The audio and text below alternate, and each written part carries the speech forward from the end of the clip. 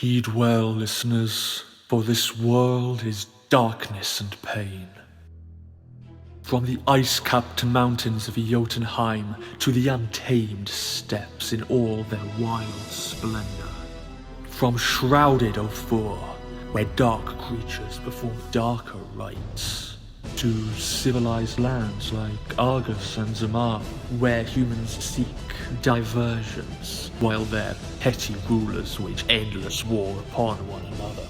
The Stygian blackness of night encroaches from all sides, but some there are who stand against it.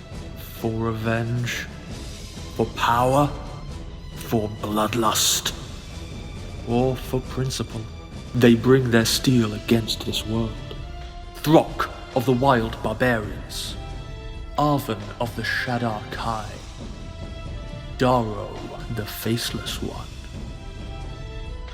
and Raylan, the Promised One, Herald of Zalios. Against all they survey, these four will prevail.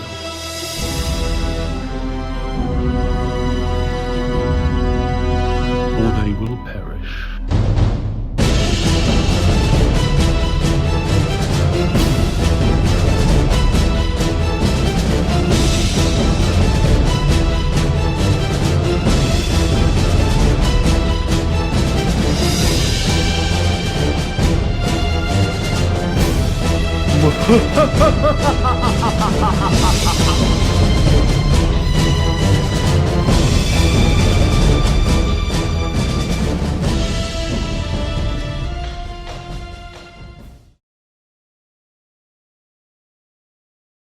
Ready.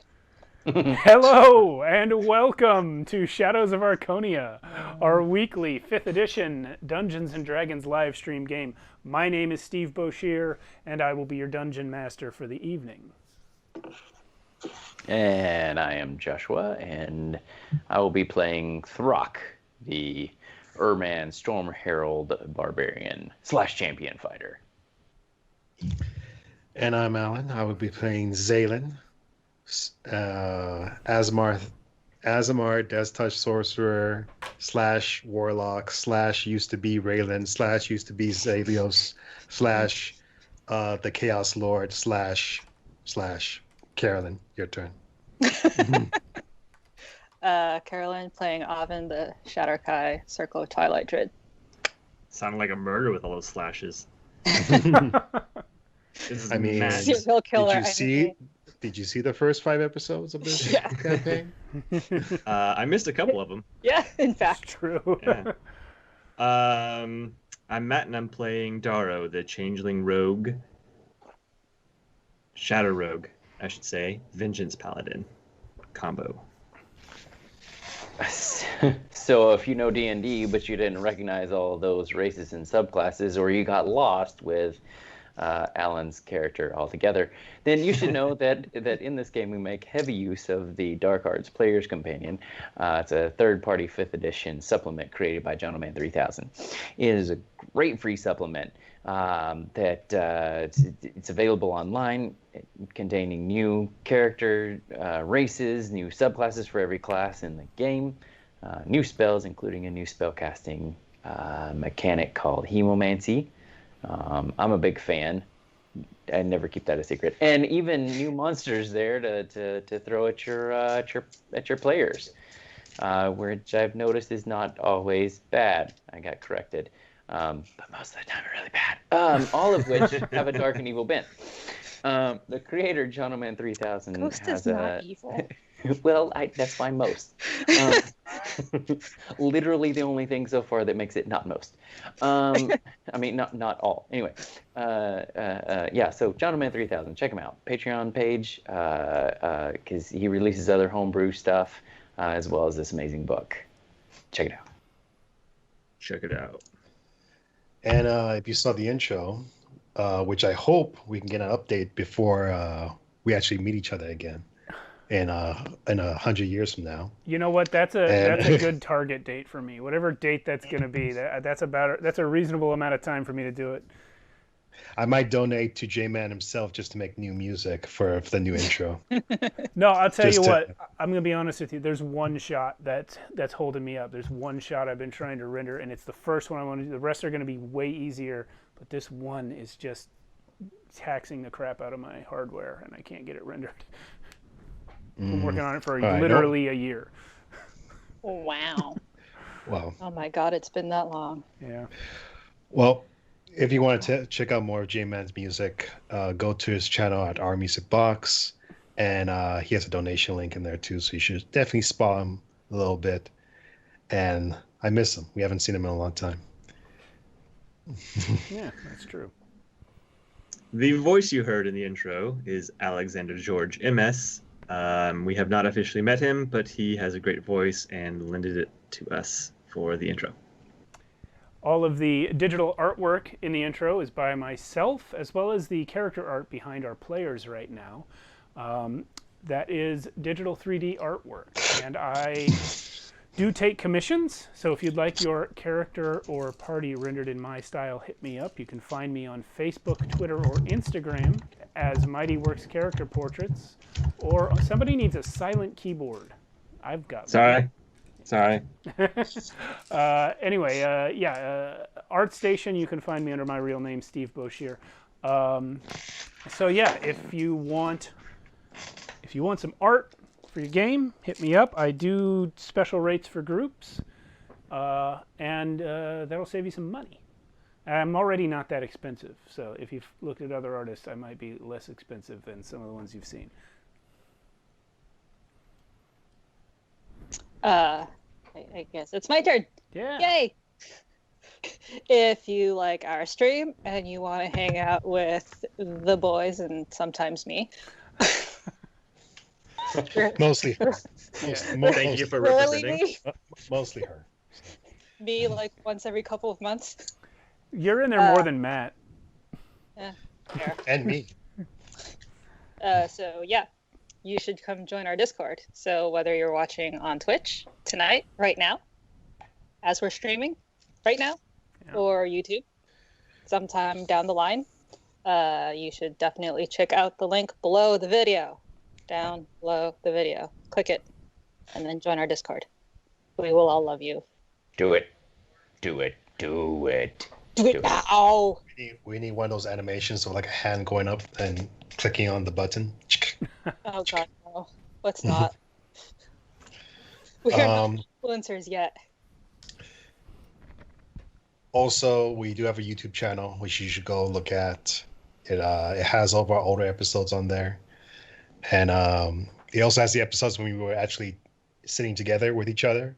And we were just talking about that and how much I missed The days that. of legend. We call that the heroic age. The before times. It's great. Mm-hmm. So definitely go check out those episodes. And we're here every Friday at 8:30 Pacific time.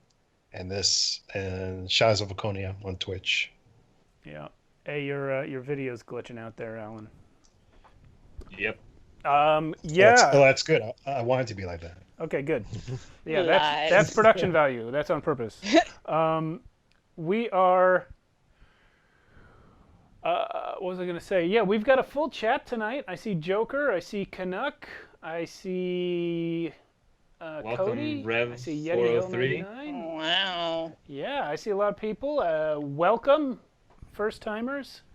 Some of the if you don't know, some of the people currently in the chat are the players. You won't see me in there because I'm using the bandwidth. But if you want to see anyone who's in our chat, most of them are in our Discord, if not all. So come check us out there, as Carolyn mentioned a minute ago. So, I will be nice. yes, she is in there more than once every 2 months. She jumps in a couple times a week usually, once or twice a week. Is that contractually obligated? Is that Well, no, but we do have to Matt, you're fired. okay? if we're never going to be in there, what's the point of it? So, last week was a doozy. Coming back. All right. Well, we've got your background, but we don't have you. Yeah, just keep it. Go on. I'm working on it. Don't worry. Anyway, Oh, last week, you guys discovered, mostly Daro discovered, A lot. a lot. You discovered the last-ditch plan of the Elven people, a race that you had never heard of only a few months earlier, but which you now know was once vast and powerful.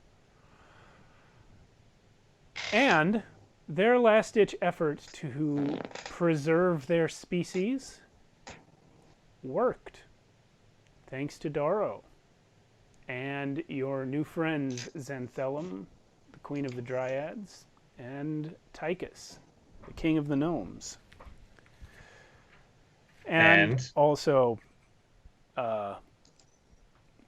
Abraxiel and Moira, who sent you here in the first place, and, you know, circumstances in general, and also me. I mean, I had a big part in it. So all of... Corel. How do you spell it? How do you say his name again? Corellon. Corellon, yes. Corellon. That is right. You him. do not know him, but he is the chief of the Elven Pantheon of Gods. You'd met him before under the name of Douglas, but you discovered in the course of your adventuring that gods can sometimes be reborn as mortals. And that this Douglas is such a person. Once the elves started coming back, especially because they were elven clerics, and they began to pray to their god, lo and behold, he regained his power. You now stand in a large cylindrical chamber with a spiral staircase running down the center, and catwalks coming off the side of the staircase out to the edges of the walls at periodic intervals like spokes of a wheel. And over the past few hours you have witnessed elf after elf be resurrected. There are now 200 of them, each one raising another as their own prayers and their own faith empower their god who is standing in the room with them, and then he turns around and gives back to them the power to cast divine spells. They have brought back all 200 of the elves that were once entombed here.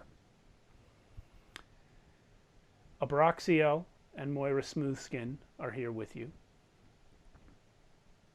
Corellon is here with you. He has offered you, Daro, a boon. We'll come back to that in a moment. But as you all stand here,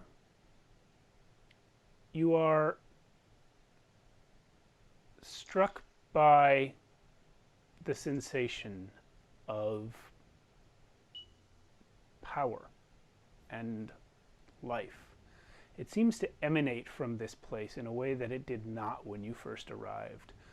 The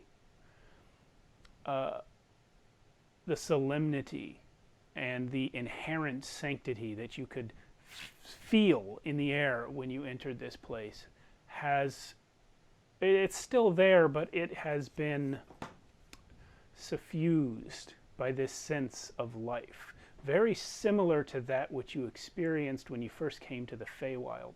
Now you have grown used to that because this whole plane of existence is permeated with life energy in a way that the mortal world is not. But standing here amidst the elves, the first peoples of the earth, and not only that, but in a room where 200 beings have just been restored to life, it's almost as though there's just electricity running through your veins right now. It's delirious, but no, not actual electricity. No. I mean, it's canon. It feels like similar to that, but not that. Okay. Yeah. It's metaphorical electricity.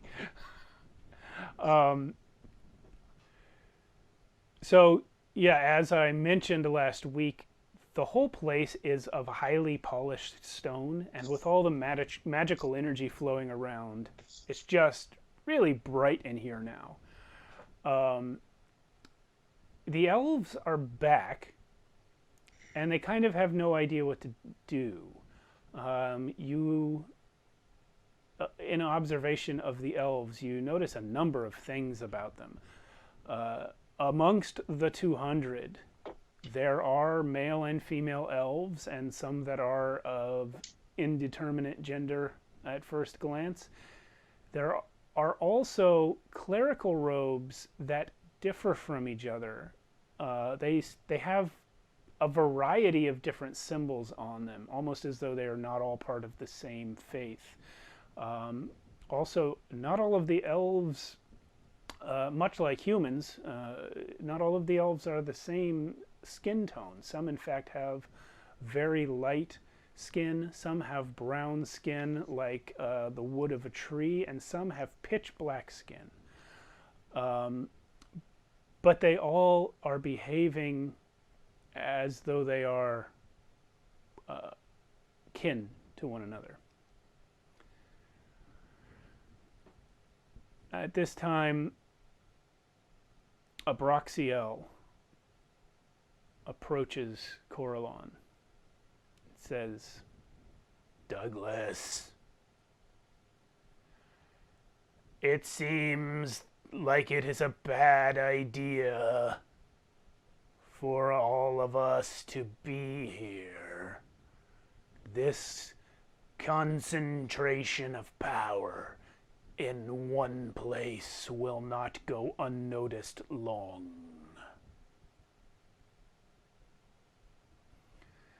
Carolynn nods.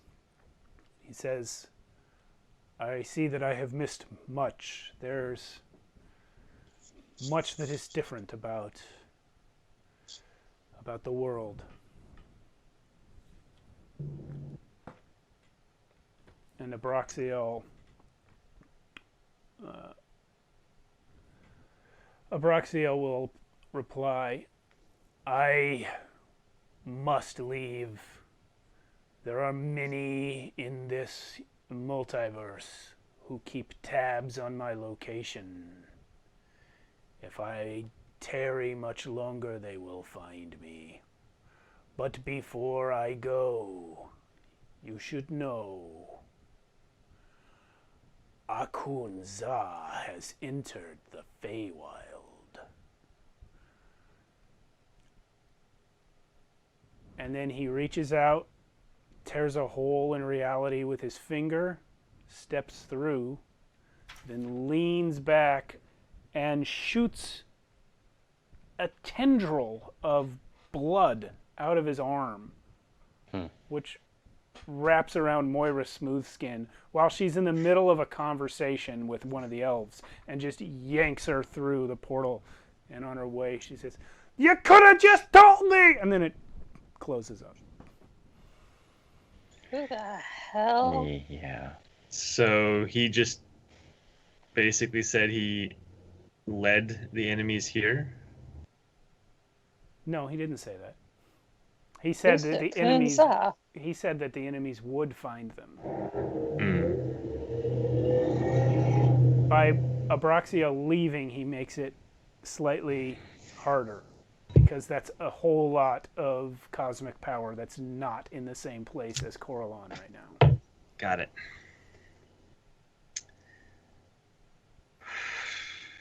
I feel very overwhelmed right now.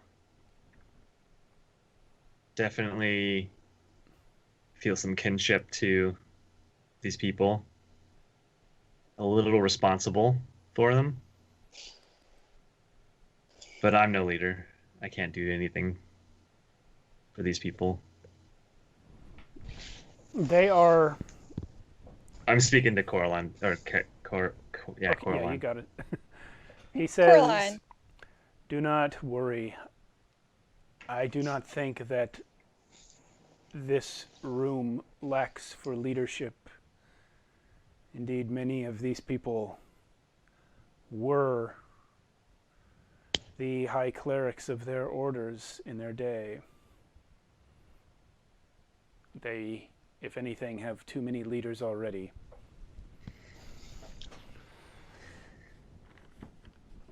Excellent.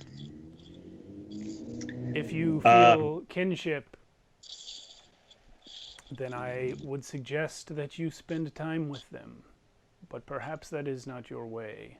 I see the fingerprints of many lands on your heart.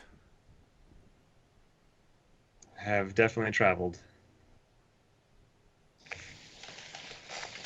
As much as I want to settle down, and this seems like a great group to do it with, I have a responsibility to my friends right now. I understand. Abraxiel, horrible abomination that he is, nonetheless has a good heart and a keen mind.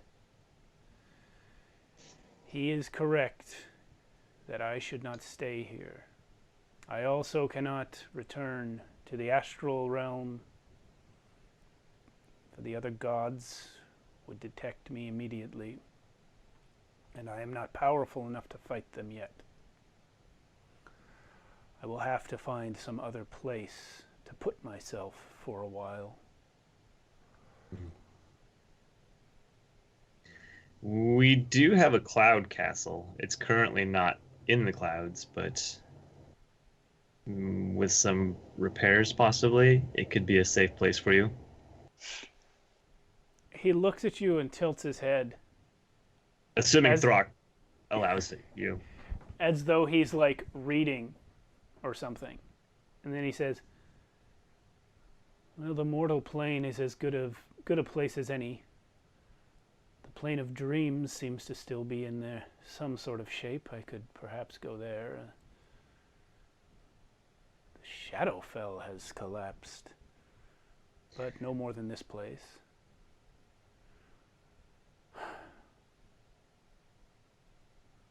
I think I should probably just go to the inn. Okay. If you feel like that's a safe place for you. It is already a nexus point of multiversal energies. It will suffice to hide a recovering deity.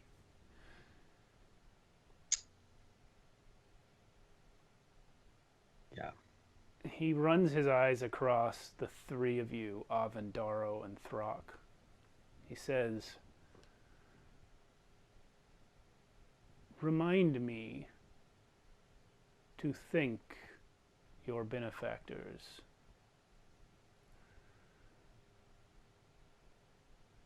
I assume you know who they are? Yes, it is quite obvious. I'll try.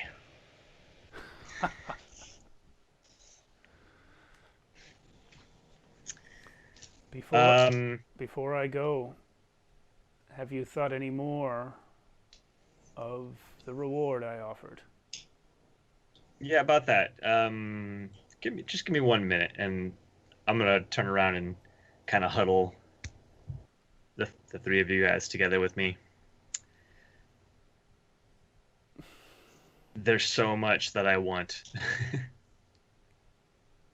Naturally, we need to close the portals if we can. But I also want to know who my parents are, or bring them back if I can. Yeah, you guys Actually, Go ahead. I was just going to say, for everyone's benefit, Darrow's basically getting one wish here. It's not the wish spell because it's less likely to have unpleasant side effects because Carolynn will just tell you if he can't do what you want. But it's also perhaps not quite as powerful because though he is a god, he is a fairly weak one at this point, as gods go. So he's probably stronger than Abraxiel was, but he can't stand up to Cord or Arathis. So he think of We what can you still would ask. like. Yeah, all you can do is ask at this point. But basically, you get one request. I would have jumped right into my parents, but I wanted your guys' opinions first. Well, Aren't they dead? He's a god. Good thing there's a god. Yeah, could he not bring them back? I don't know his limitations at all. I know, Avin, I know that's not something you'd be too happy about, I guess. But at least they wouldn't be zombies. Yeah. I mean, if I could bring back my mother, I would do anything for that. But I'm trying to look at the big picture too. Is there anything that could benefit all of us? I mean, if he can shut down the portals, that'll be great, but I don't think he can do that.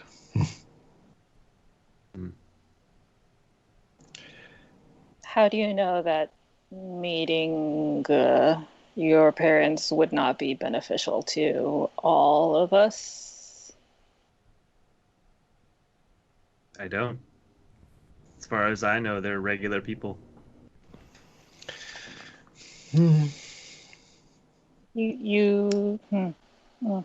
I'm feeling two sides here, Daro. Feeling two sides. One very selfish and one very wholesome. Oh no. You could ask for power to help us fight what we need to fight. Or you could just ask for closure. But ultimately, it's up to you. So we gotta fly here. Yeah, in the past, I would have just asked for power or something that I needed or wanted.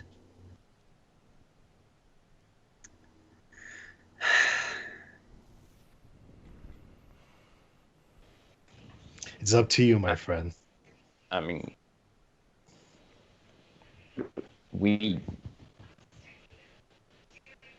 I don't know, say this is, maybe the best idea, but, we always need bacon. So Yeah, that's a point. we can make that fuck. We need So he something could that can just- be made. yeah, but like if we could just reach into this bag and pull out bacon, and then reach into this bag and pull out bacon. So what I mean? infinite supply of bacon. Well, yeah. I mean, Whatever. it just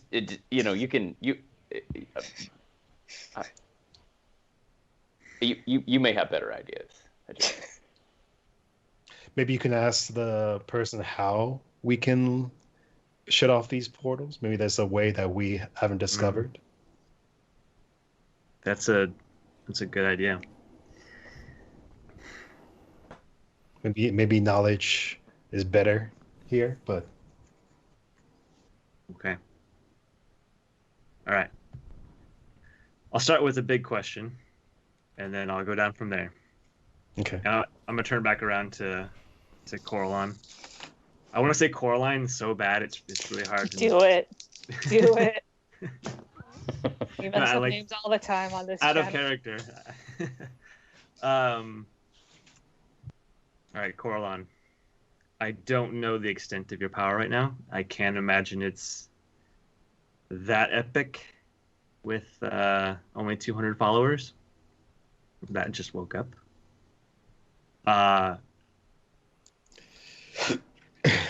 Could you shut down the portals, allowing the mind flayers into our planes of existence?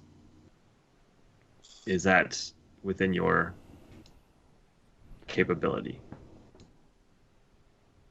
I could shut them all down, but I could not keep them closed, nor could I conceal my hand in the act. Were I to do this, it would but buy time and inevitably lead to my own destruction again. Okay. Time is very valuable, but not at the cost of everything we just restored. Indeed. The next question would be, do you know how to stop the mind flayers? I guess that's not really a wish, it's more of a question. I can answer that question.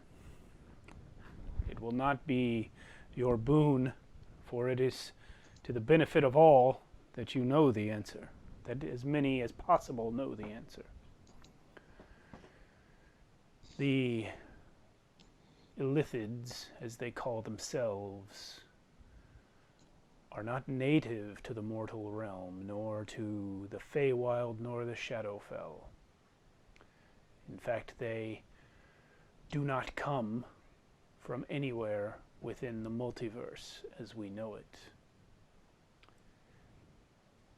There is another place, an outside place, known as the Far Realm. The Mind Flayers, many eons ago, before even the time of the Age of Heroes. It's where the cats came from. They were born there. They migrated to the mortal plane and gradually evolved into a humanoid-like form, but they ultimately are creatures of the Far Realm, and that is where the bulk of their power lies. The many millions of them that exist in the Underdark of the mortal world are nothing compared to the vast civilization that seeks to come through from outside.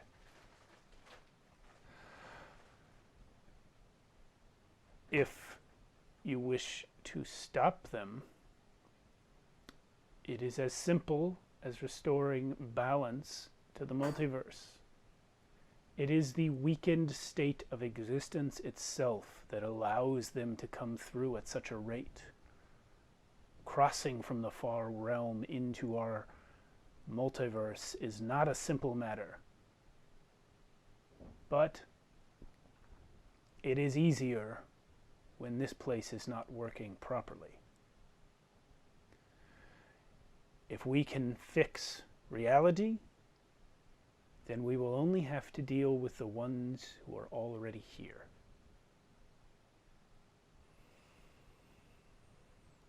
How do we fix reality?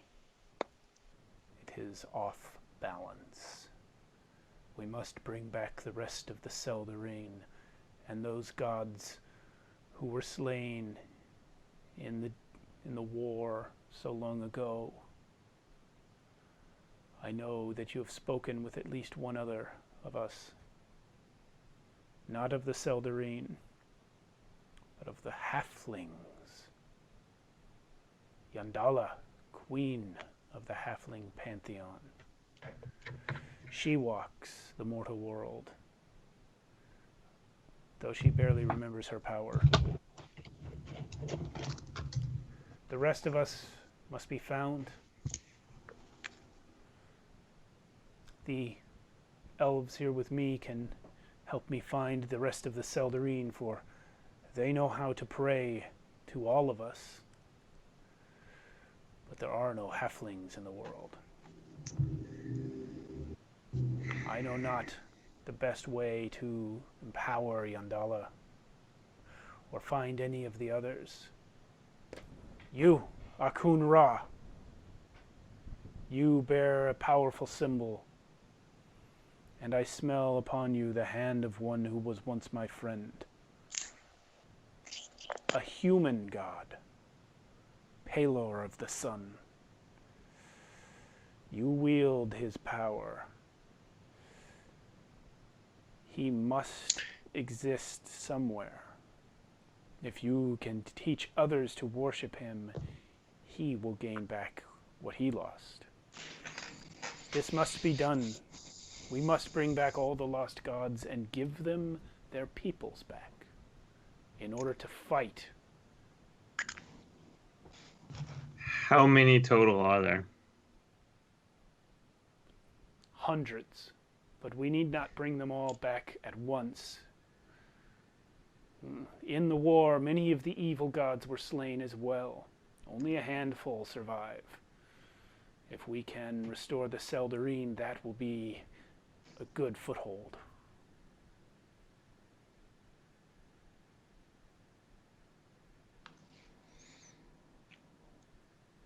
But how much time do we have before it's too late?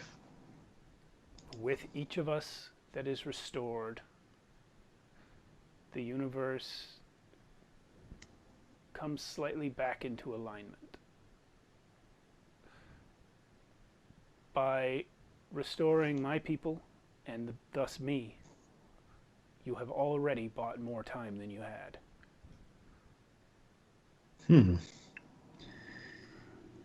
I know that's not a very specific answer, but I can tell you this.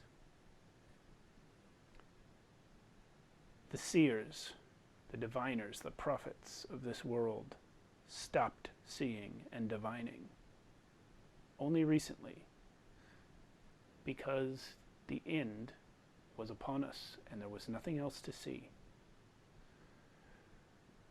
I sense now that they are again having dreams.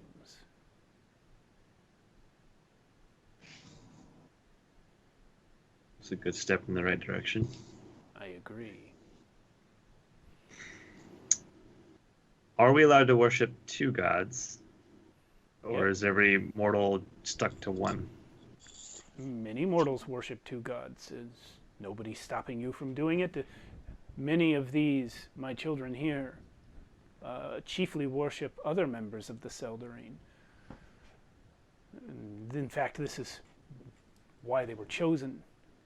Bringing back me alone would not accomplish much in the grand scheme. But they are capable of praying to me when needed. And Yandala is the halfling goddess. Yes. Does she need halfling followers, or could it be anyone?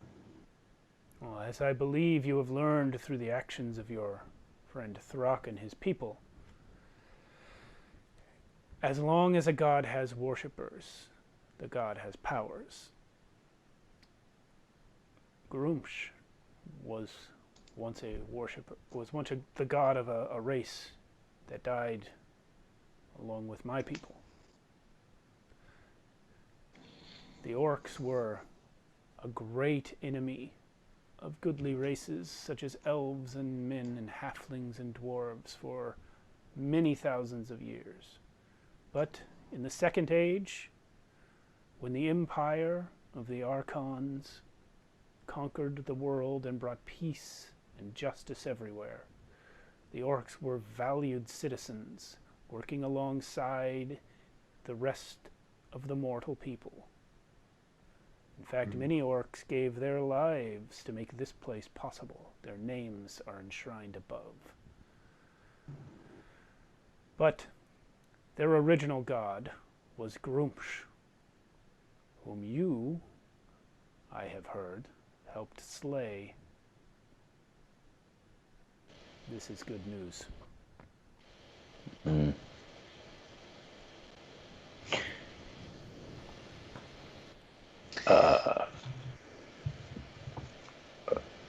Orcs, huh? Yes, they were like humans, but stronger, angrier, greenish-gray skin, somewhere in the green-gray realm. Large, prominent underbites. Well, we have There are a few that are, close to that. Except for the Yes. green, I guess. Except for, when we roll around in the green. Right. Well, the orcs were not much like you. You seem very simian. The orcs were more porcine. I don't think he understands what you just said. It's the best I can do. Okay. Yep. Good old. That's what we are. We are Sminins. You're a cinnamon. Cinnamon. That's a Tasty funny and word. delicious. Oh. Oven, Yes. your queen may have saved all of existence today. Oh? I mean, of course, but oh? Do you know that these 200 have spent the past 1,000,000 years standing at her side, Oh. not moving on? That explains what Erie was saying. Yes, Ah, ha, ha, they ha. were waiting very near your own home all this time. It was said in my time that no one knew the mind of the Queen of Death. Some said that she was evil, for she ruled over that which all people fear. Some said she was good, for she kept Order. the universe in balance. And some said that she was neither evil nor good, but kept her own counsel and sought only to keep things in the natural order as she saw it. I know not the mind of the Queen of Death, but I do know that she has done something powerful and good. Throck, your god, was something of a wild card in the old days. Cord had a long-standing hatred of all dragons and a love of strength. The endless feud between the god of storms and dragons of all sorts was legendary, if unimportant. But he wore upon his body a dragon skin belt, dragon boots, dragon gloves. He was very proud of the many powerful dragons he had slain and that his followers had slain. And I sense that this has not changed, for there are very few dragons left, and Cord is mighty. Your god has also done something great. You saw how he used your people to help him slay Grumsh, one of the chief of the evil gods. And I can tell that many of the evil gods who are no longer here fell to his hand, gradually, one at a time, over disputes that probably were disguised as unrelated to this endeavor. Snakesy. Our enemy is much less powerful than they would be if not for the god of storms. Ooh, ha, ha. And Darrow, my child, you know very little of the goddess who has blessed you with her power.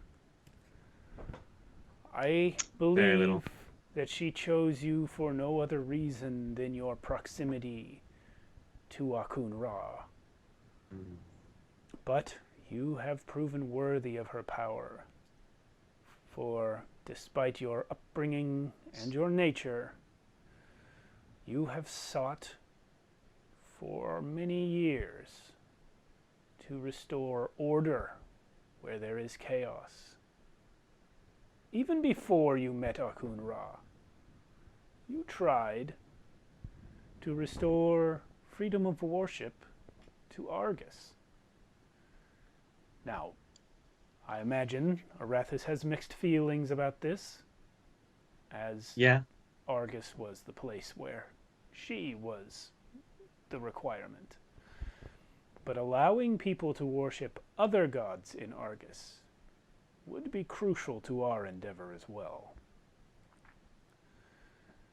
It was always said of Arathis that you could count on her to side with the status quo. But I see that that is not the case anymore. I believe your three deities have been involved in a conspiracy of light for over 1,000,000 years. They were spared the wrath of our enemies precisely because they were not gods of light. They were gods with one foot in the light and one in the dark. But they were smart enough to recognize what would happen without us.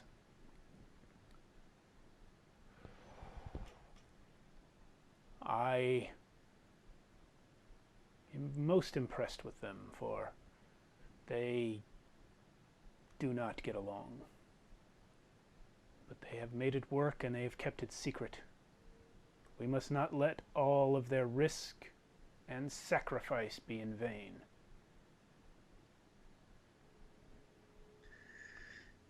Well, they certainly sound like us. Yes. Somewhere in the middle. Not quite good, not quite bad. As long But as doing you the are, best. as long as you are against the destruction of all that is, you're on the same side. Hmm. Don't see why we shouldn't be. We fight with honor. We fight with honor. Indeed. Can you bring people back from the dead that have been dead for many years? He raises an eyebrow and gestures broadly at the entire room.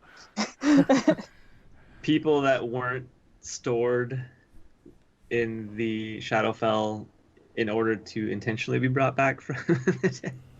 He smiles and says, "It depends on how many years we are talking about. You see, when we were all slain, our paradises fell shortly thereafter.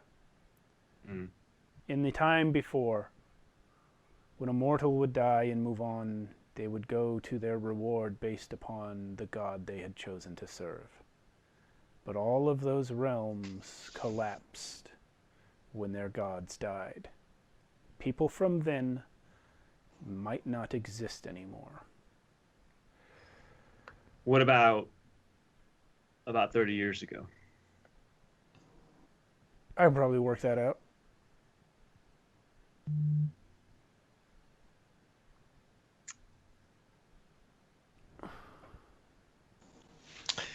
Man, I have a person I would like to bring back. It's so hard because I want to see what else he would like add to my sword, but Darrow. I think Darrow would pick his parents. Then I have made my choice.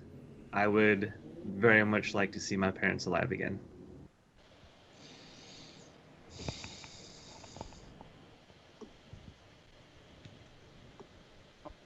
Very well. He is going to turn to you, Oven, and gesture towards your wand with the goat spine. May I borrow that for a moment? By all means. Takes it. He says, Your Majesty, I require a small favor. And before your eyes, begin to materialize two rifts in space. They open up, and you see a cascading, like waterfall of realities going from the Feywild through the mortal world into the Shadowfell, and then to some place beyond that you can't quite make out. And one person steps out of each rift, a man and a woman, and then it closes behind them. They are dressed as normal human peasants. They're not dirt poor, they're not in rags, but they are dressed unimpressively. The man has dark hair, the woman is blonde, and their features are very slender and angular. And they are just about 30 years old in appearance. Carolynn turns back to you, Oven, and hands you back the wand. Thank you. He turns to you, Darrow, and says, May I present Matthias and Aurelie, your mother and father.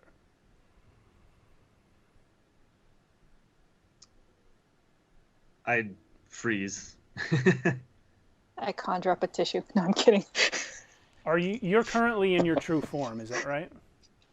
Oh man, I believe I am. I cannot recall the last time I actually changed. I don't think you've changed in a long time, so and I'm pretty sure I've used Uncanny Dodge, or Unsettling Visage in the recent time, which takes me out of my form.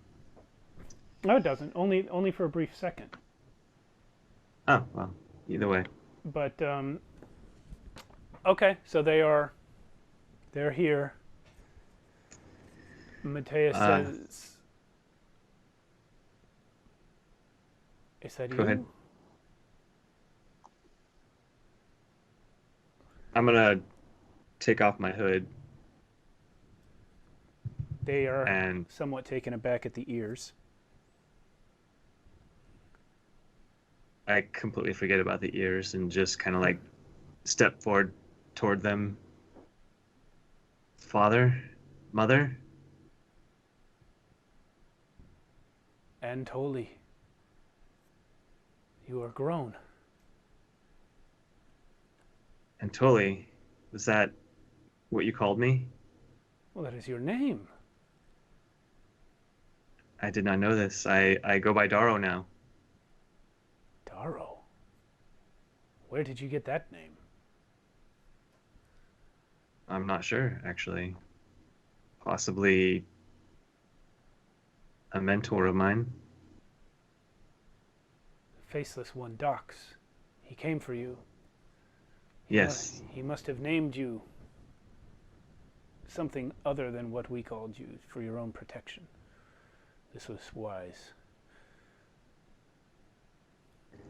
You guys kept me alive. And I'm still alive. I'm here. And now you are too. I wish we could have done more. We were being hunted. At first we thought it was because of your condition, but we came to discover through friends that for some reason the Order of Asmodeus wished all of us dead. It made no sense. You did plenty. You did plenty, and I'm gonna just like go in and grab them both and hold them close. No, everybody's crying. It's great. Oven's gonna lean over to Throck and say, I think we can still call him Dar, though. Yeah, I'm not gonna remember that other one. Two Oz would just be too confusing. Yeah. We have so much to catch up on and so much to talk about. I'm gonna turn to Carolynn.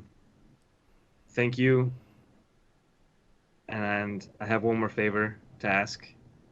Can you keep them safe with you? With me? Or with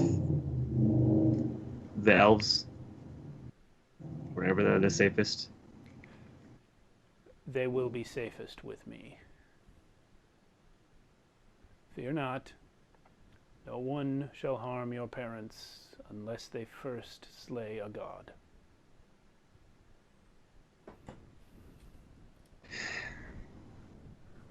And I turn back to my parents. Go with him. Live the lives that were taken from you. And I shall come again for you, and we shall be a family again. You can meet my girlfriend. Sorry for the motorcycle army outside. Yeah, that's a powerful army of motorcycles there. Okay, so Carolynn will lay his hands on Mateus and Aurelie and say, we three have no home and no place to be. For this reason, I suspect we can find our way to the in-between. And he turns around and knocks on the air. And every time he strikes this nothingness, a little bit more of a door appears. And there is, in fact, a wooden door just in the air. And it says on it, Red Hook Rat.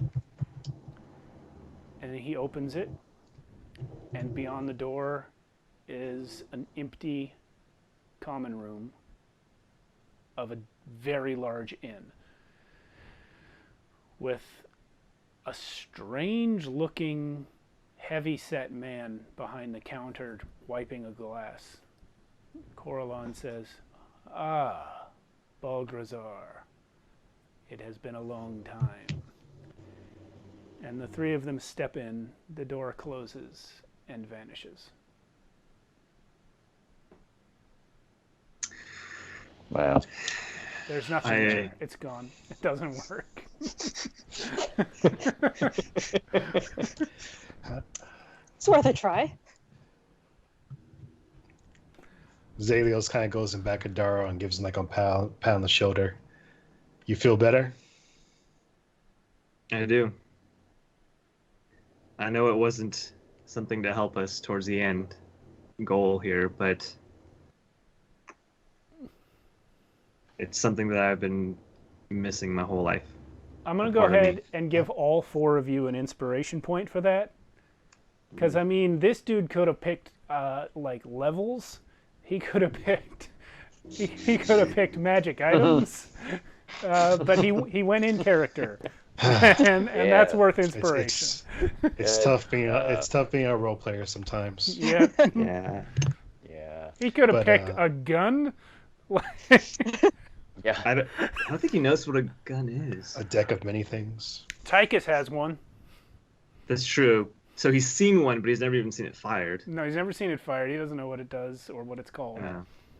And I guarantee you he has no idea what a deck of many things is. You know, the best use of a deck of many things would be to find your big bad evil guy and just throw the whole deck at him. That's what I've always thought. No, but as soon as you touch the deck, you have to start drawing. Is that correct? Yeah. I like a haven't curse. read it in a while. It's like a curse. Like as soon as it hits your hand, you have to declare a number. I did not realize that. I have never put one in a game because it just seems like a super bad idea no matter what. It's just like a please break my game item. Yeah. The technicality, though, is that it has to hit your hand, right? Yeah, maybe if you have a glove or something, it doesn't count. I don't know.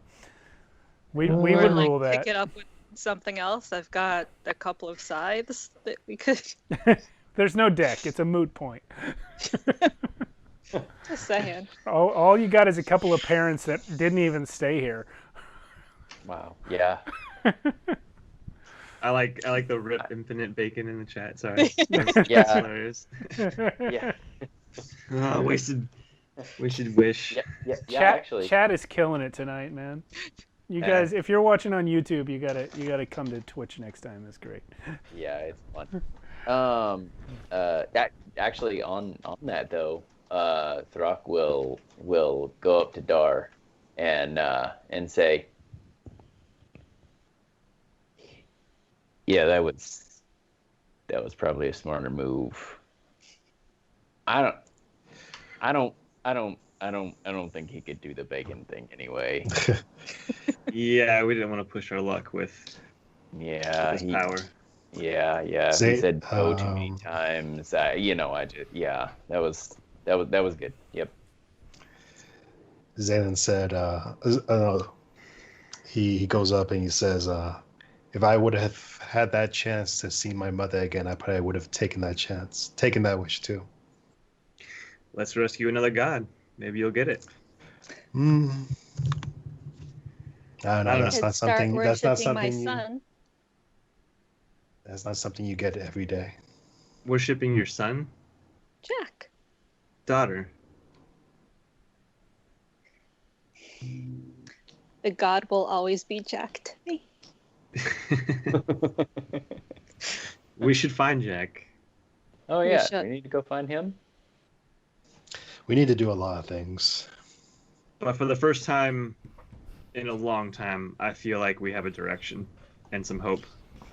And that direction is... Sorry, I wasn't paying attention.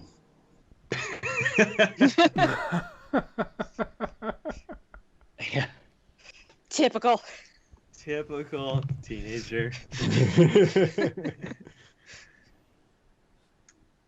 Restore the gods. Bring balance to reality, which sounds a lot bigger than Oh, I the hope whole it is. getting worshippers for gods that nobody knows about. Yes. You could start with worshipping Jack, the who is halfling one. Yandala, I imagine. But I'm already trying to worship this god. I'm now worshipping two, so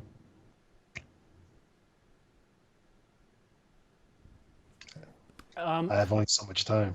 Felibri 23 Leaves approaches you, Daro, and says, "Why not? why not what? You're not worshipping too? I am worshipping two. Have you chosen to worship Carolynn with us?" I have. Ah, well done. I'm not. I understand. Brought my parents back, so it's the least I could do. You see how great and good he is. Yeah. And you, Zaylan, Achun Ra. as they Zaylan call is you. fine. Ah. Humility is good. It would please your lord. We elves knew of Pelor, and he was as close to one of our gods as a human god could get.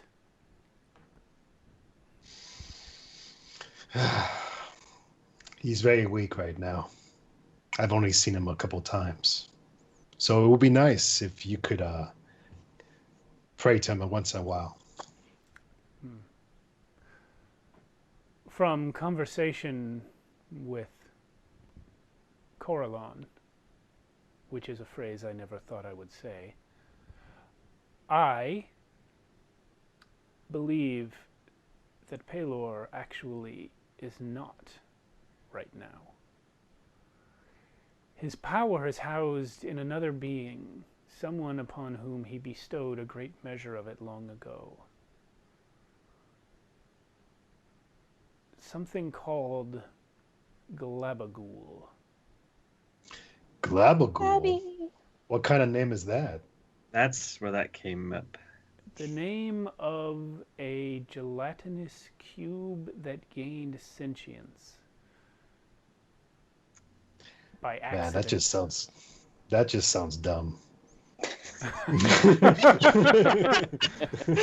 She says, "You have no idea, but often the linchpin events of history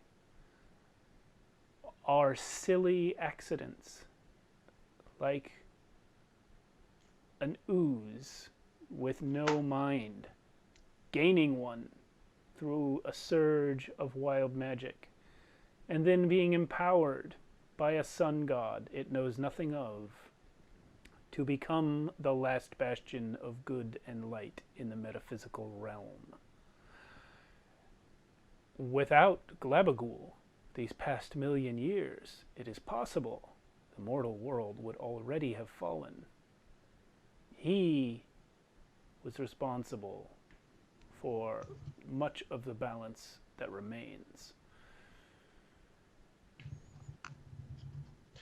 Well, where is he then?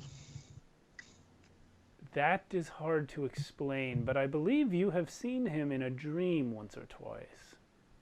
That was him? Did you think? Oh, I saw. Did you think All I Pelor saw was was his light. square?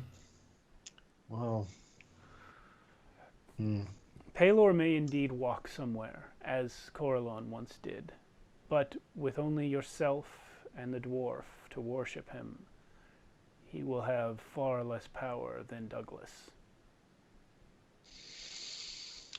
then you expect us to just open up a church and get followers that way?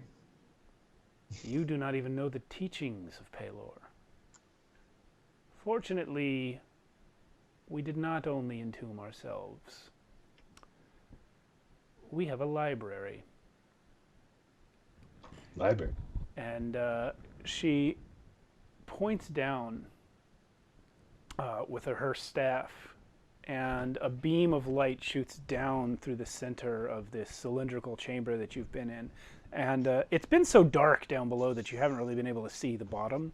But when it lights up, you see that the lower sections of this place are filled with bookshelves. She Ooh, says, Rod would love it here. whatever knowledge remains of the old world is stored down there. And I believe in a land far to the north in the mortal world, and in a flying castle, but mostly down there. All right.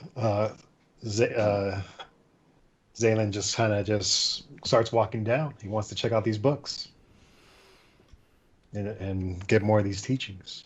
All right. You are not going to be able to read anything down there. We'll just fast forward this part. If you want to go down and look at them, they won't let you take them out. But you don't know any of the languages. The elves are willing to translate any books they have on Pelor for you to take out to the mortal world, but it will take them time to do it. How long? Months. Depending on months. Months. Man, I knew I should have gotten that thing to read all languages. I knew I should have gotten that. And they won't let me take the books. Even if I'm trying to bring followers, they won't let me take the books. They can tell you kind of the gist of No, they won't let you take the books because these are like the last copies of the books. Like, imagine if there was one Bible on Earth, they wouldn't loan it out. So Have it back by Monday. yeah, exactly. There is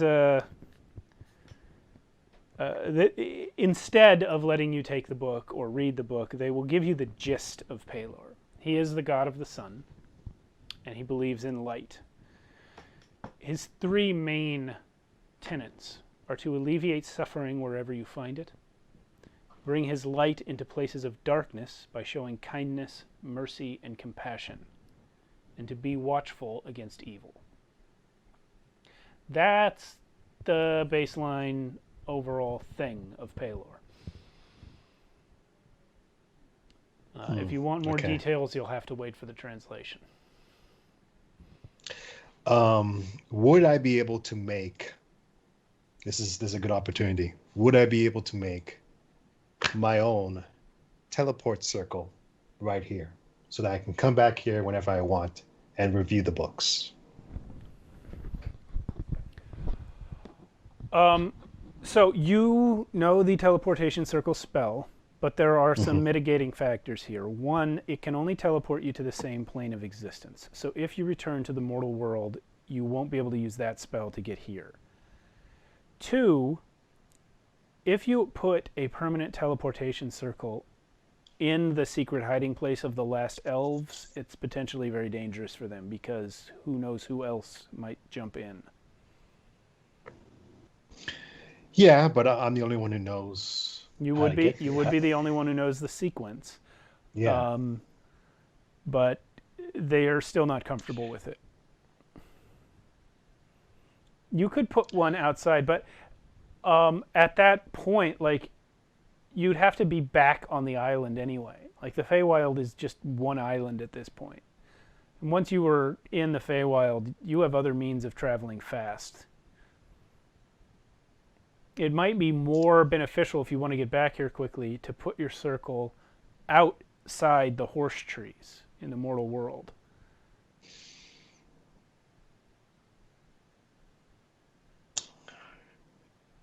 Or just within the horse trees, where maybe Phantom Mugly can keep an eye. Can they at least give me like a map or something to help me get back here if I come back? Yeah, they'll gladly draw you a map, but you don't really need one, because this is the tallest mountain on the island and is visible from everywhere. All you gotta do is walk to the mountain. Okay. I mean, you did have to find the right cave, but you found it once. I don't think you really need a map. That said, because of your previous experience with Necron's books, you already know the sigil sequence for Throck's Castle. And for the now collapsed tower of Radomir Utgast. You could get back there, even though most of the tower is gone, but that would put you in Lethia. I'm trying to think. Yeah, you would have seen the one in the throne room, or the council chamber in Jotunheim, so you could get back there.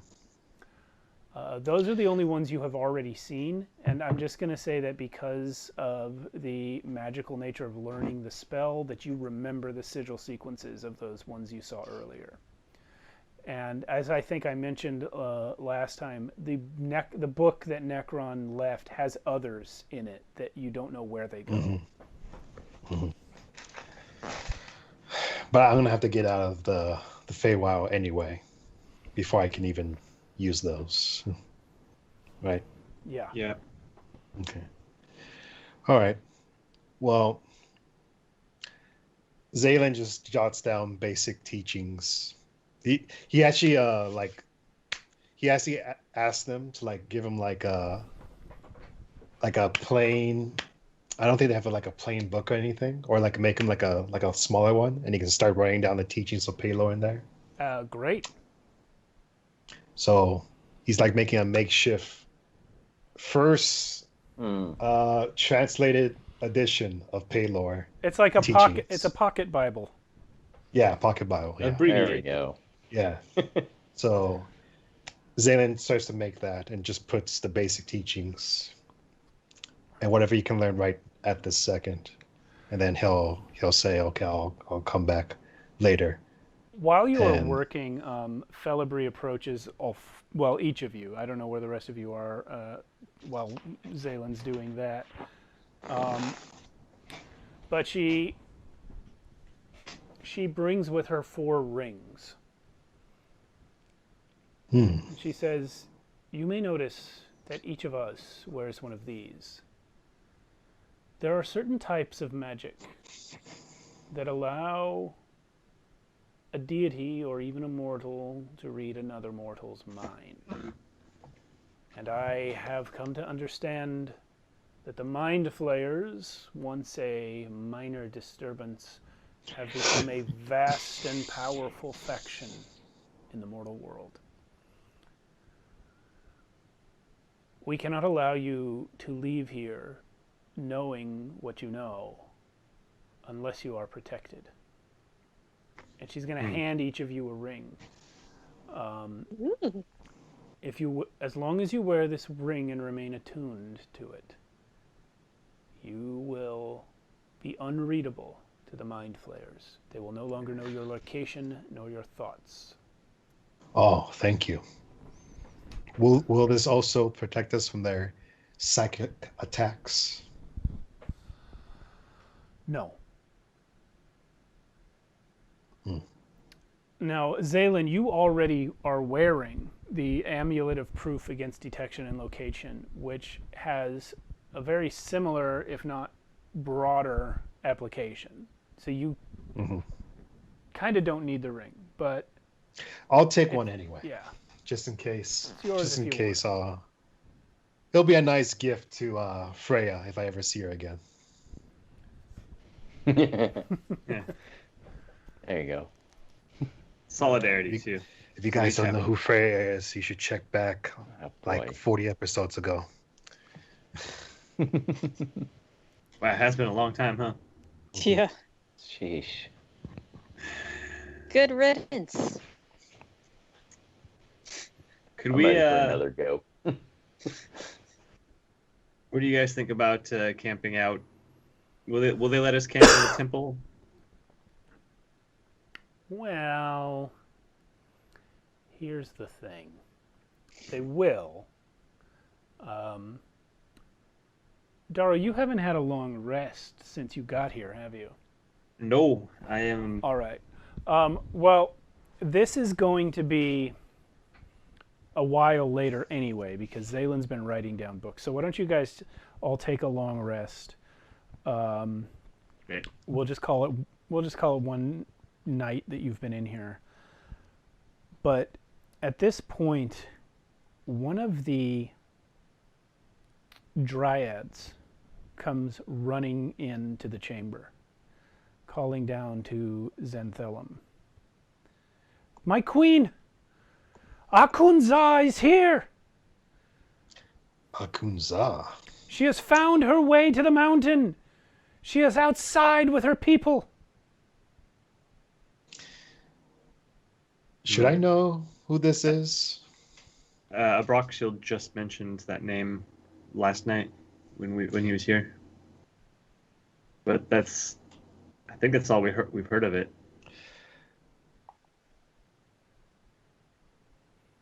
I ask who this person is.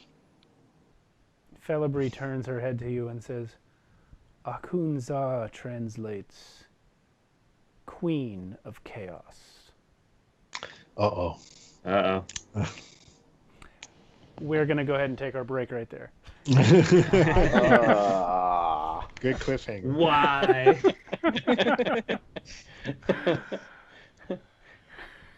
Hey, Trappy Jenkins is here. Man, the chat is jumping. Hello. I'm keeping the chat off my line of sight today. I see you guys over here, but I wanted to focus on the game more, so I've just got the chat over there. But we appreciate you all being in here. Yeah. And we're going to get about 10 minutes break now and come back to deal with this Achun situation. Thank you, everyone, for watching. And we'll be right we'll back. see you shortly. Yeah. Where's my BRB? There we go. Welcome back to Shadows of Archonia. We are back from our break. We've done our thing, and here we are. So, when we... Face to face with another Achun. Yes, when we departed... someone's getting their dice out, I hear. When we departed for our break, you had just learned that Achun is outside the mountain, and that this translates to Queen of Chaos. or Lady of Chaos?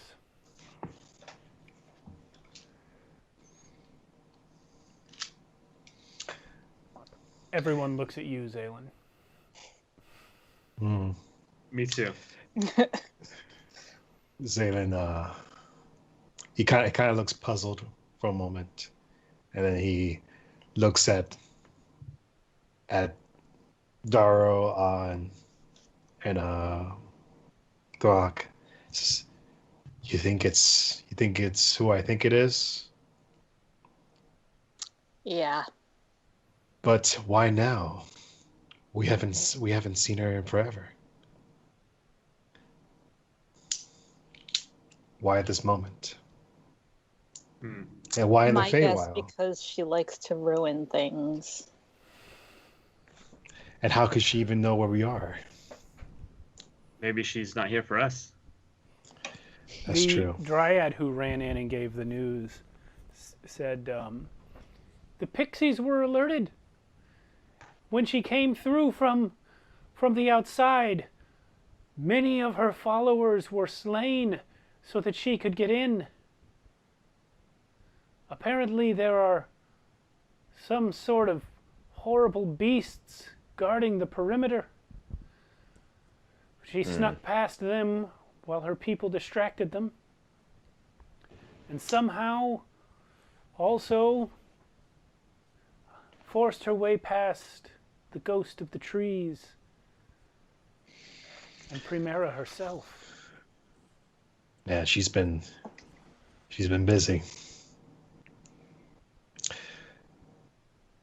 If it's who I think it is, maybe I should go and talk to her. What do you guys think? Do you think she'll listen? Maybe. Or maybe she's come all the way here just to talk to me.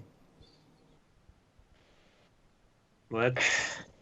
I'm going to turn to the Dryad and say, do we know why she's here? No Dryad has laid eyes on her yet. Only the pixies brought warning. Do we know whereabouts she is? Yes. She is at the base of the mountain outside, circling, trying to find an entrance. Ah, Well, we know this was going to happen sooner or later. Xanthelum is going to, well, she has been whispering quietly with Felibri, and she will turn, and Tychus as well, and she will turn back to the Dryad who just ran in and say, order every Dryad into the tunnel. If she brought numbers, we can hold them in the narrow hallway. If she did not, well, we don't want to be seen and give away the position of the entrance. Withdraw. Come inside. We protect the sleepers with our lives. Tychus. what about the big machine out there? Tychus is running down the hallway when the Dryad leaves. We should go out there.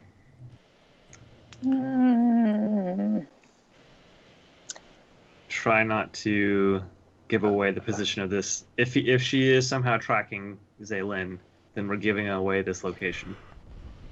Yeah.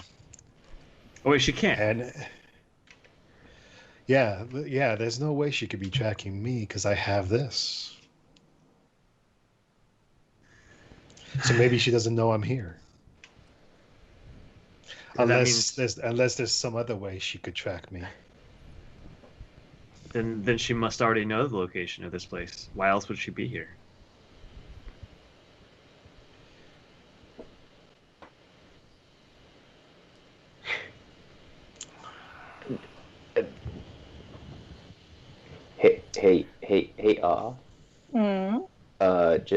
Just so we're on the same page, we're talking about Skeleton lady. We're talking about the person who killed you, Throck. Almost Yeah, killed you. I'm I'm gonna There's go a out there. lot of people. I can go out I there. know, but this one was the closest. We can go out, right? That's what we need to do. We need to go out. Yeah. Yeah, but I would wait. I wouldn't. And Oh, Zaylin starts walking. I'm gonna have to face her sooner or later. Often, I might as well just face her now. I mean, I would just let her wander, but do you, I guess, teenager. Mm-hmm. Mm. Good If job she kn- protecting me, by the way. If she knows You're this, gonna do what you want to do. Go for it. if she knows of this location, then it would be better to fight her on our terms. Mm.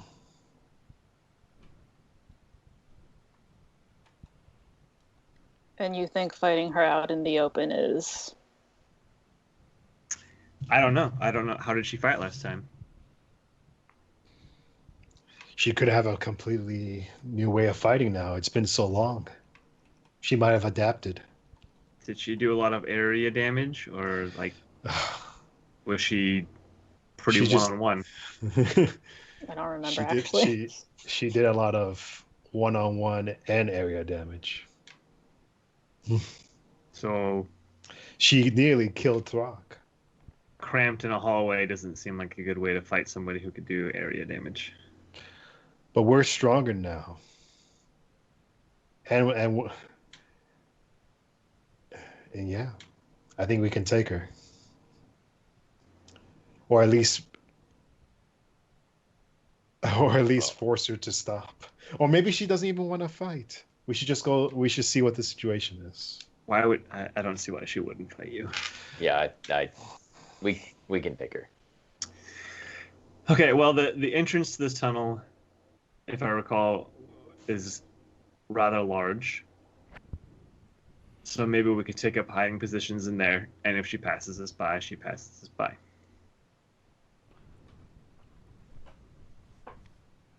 Now, the dryads and the gnomes have taken the strategy of trying to hide the fact that this is the entrance.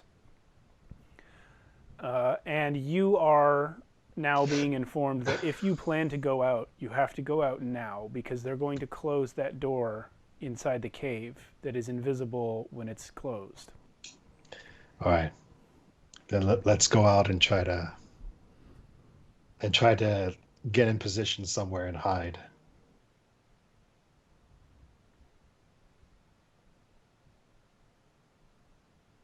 Yeah, I think that's. I don't want to risk this cave. Yeah. You guys ready? Yeah, I don't know why we'd be hiding though. Well, I mean, if she finds us, then she won't find this. Yes. So let's make her find us. You know what? I agree, Throck. I agree. Let's go. Okay, Here we go. you guys are heading out there? Yeah. I'm gonna hang back with Avin. So as you... I know. Well, I was gonna talk to her real quick. Yeah, go ahead. I know it sucks. I don't see a better way to do this. If we stay inside and she does find it, or she knows where it is already, our backs are going to be against the wall, and that wall is going to be my people. Okay.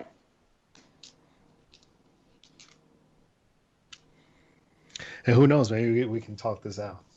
Zaylin kind of like does like a nervous smile. Sure, kid. Have you boosted your charisma since? I Alvin, it's you can it's always hear been pretty very hot. faintly and staticky inside your head just loud cursing. And I am going to say, yeah, I know. I know.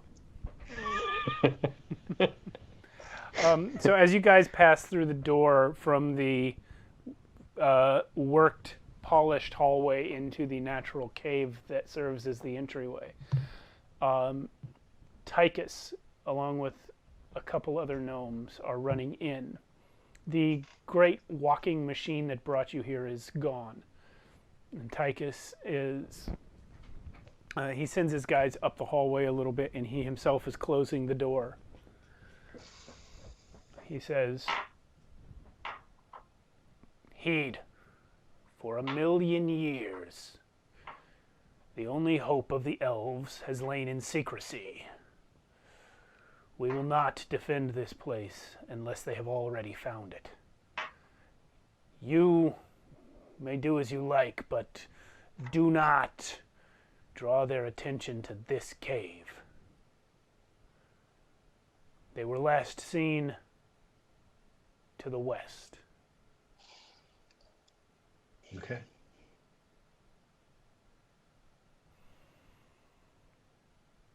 And the door is closed. You guys are out in the cave.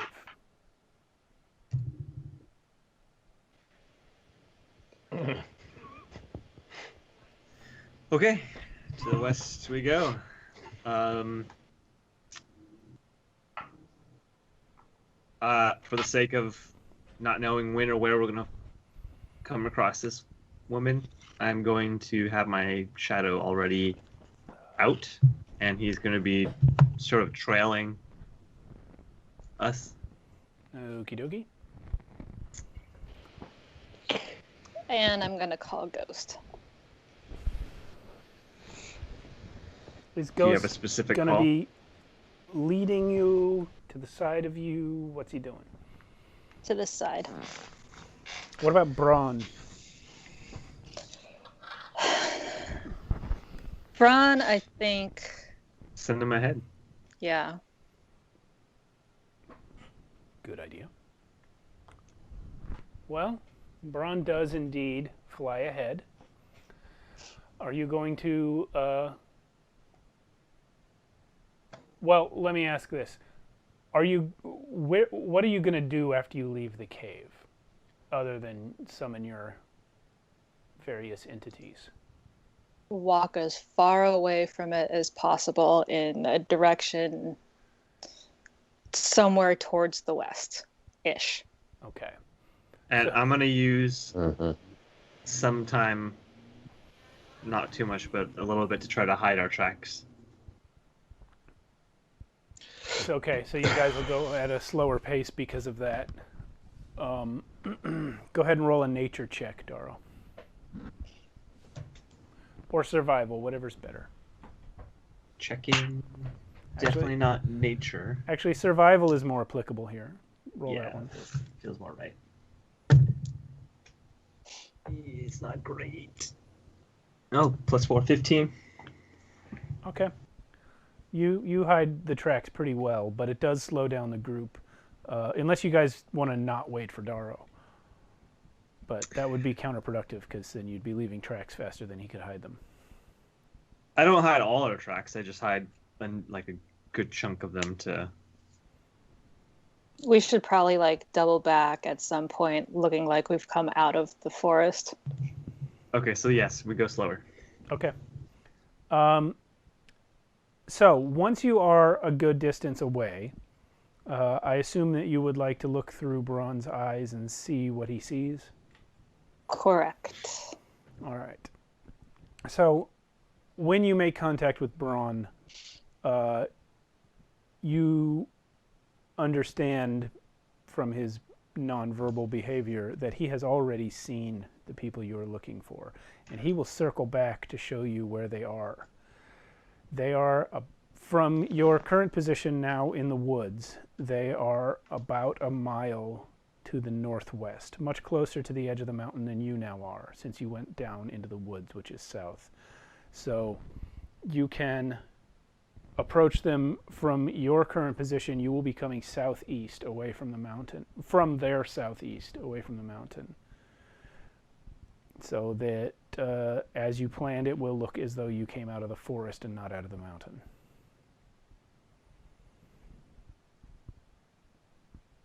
Let's go. Any other preparations we need to make before we do this? I almost wish we could catch Primera's attention. It sounded like she already got through Primera. She snuck past Primera. Primera is very well aware of Achun though. But we did not sneak past Primera.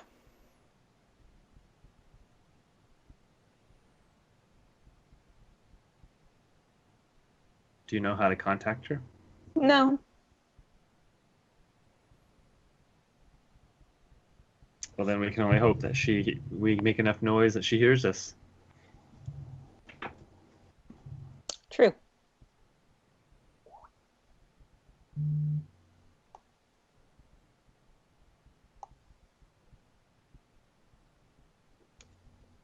So, Let me know when you want me to yell for her.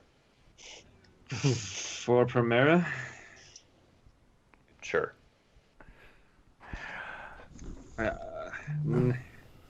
a double-edged sword because it'll give away our position. So, I think if we want the jump on it, we need a. Shit. I don't know. What do you guys think? I've made a lot of bad calls in the past, so this is a big threat. Friends would help, but we would also give away our position if we started yelling. I'm gonna give you this for free. I mean, I maybe other DMs would let you play this out, screw it up, but this is information your characters will already know. You've just forgotten in real life. The people within the Feywild have never seen Primera. She guards the perimeter. If she were to actually come in, she would be abandoning her post guarding it. So the Dryads, in fact, when you encountered them, didn't even believe she was a real thing. They thought she was a legend. So you're not going to have much luck trying to just yell for her to come in here. For the record, that's not who Throck meant. Yeah, same. Okay. Didn't you say Primera? You guys were talking Yeah. about Primera a minute ago. Yeah. Well, I know, was but talking about I know, and that was that was a perfectly acceptable. the rock answer. Primera is the only one Daro knows. He If never there's saw it. anyone else you want to yell for, knock yourself out. No, Throck was gonna just yell for. Zalen's gonna say like I know, especially Avin. Like I know you're gonna think this is still foolish of me, but I still think we should at least try talking to her before we attack her, or maybe me by myself. How about with cover? Yes. how about I'll go in by myself, and you guys will be around me. And if things get dicey, you'll have the drop on her. It's D&D. It's always dicey. Yeah. Fun. Sorry guys. I promise I won't do that too much more. Besides, this is my problem most of all. You really should just break up with her. Okay. I don't want to hear relationship advice from you. Just Yeah. saying. The only person you ever dated was a priest who turned out to actually be Daro's adopted dad. This was against my will. It was, Yes, it was a exactly. forced date. Exactly. I did not want to go on this date. That was so fun. That was great. So, Even though it was accidentally your idea. Yeah. so Wasn't it like about a year ago? Yeah. Because yeah, it was the Valentine's Day episode. Oh wow. Yeah, you're right. Yeah. It was in First Fall. It was one of the Wow. last episodes before we went virtual. All right. but yeah, Carolynn, I'll Zaylen. go in, and you hide nearby. Okay. I'll try. I think Throck should just go in with you, because he's not gonna hide anyway. No, I'd rather have Throck be. Try your best, Throck, Okay. to hide. Oh, he doesn't have the chimes anymore, right? Yeah. Oh yeah, I do. Oh, okay. All They right. were taken off and thrown, but nothing stopped him from picking them back up. Uh-huh. Got it. That's what I did for my long rest. All right. Let's do this, and Zaylin, you're a young man now. You go handle your problems. Okay, here's the thing. Thank you. So Zaylin has requested that Throck hide. Is that correct? Throck is both unwilling and incapable of hiding. So what is Throck going to do? I mean, I can stand still somewhere if you tell me where to stand still-ish. Does anyone, I mean... But I would stealth with disadvantage, like would actually kind of... Which I have anyway, so, Yeah. I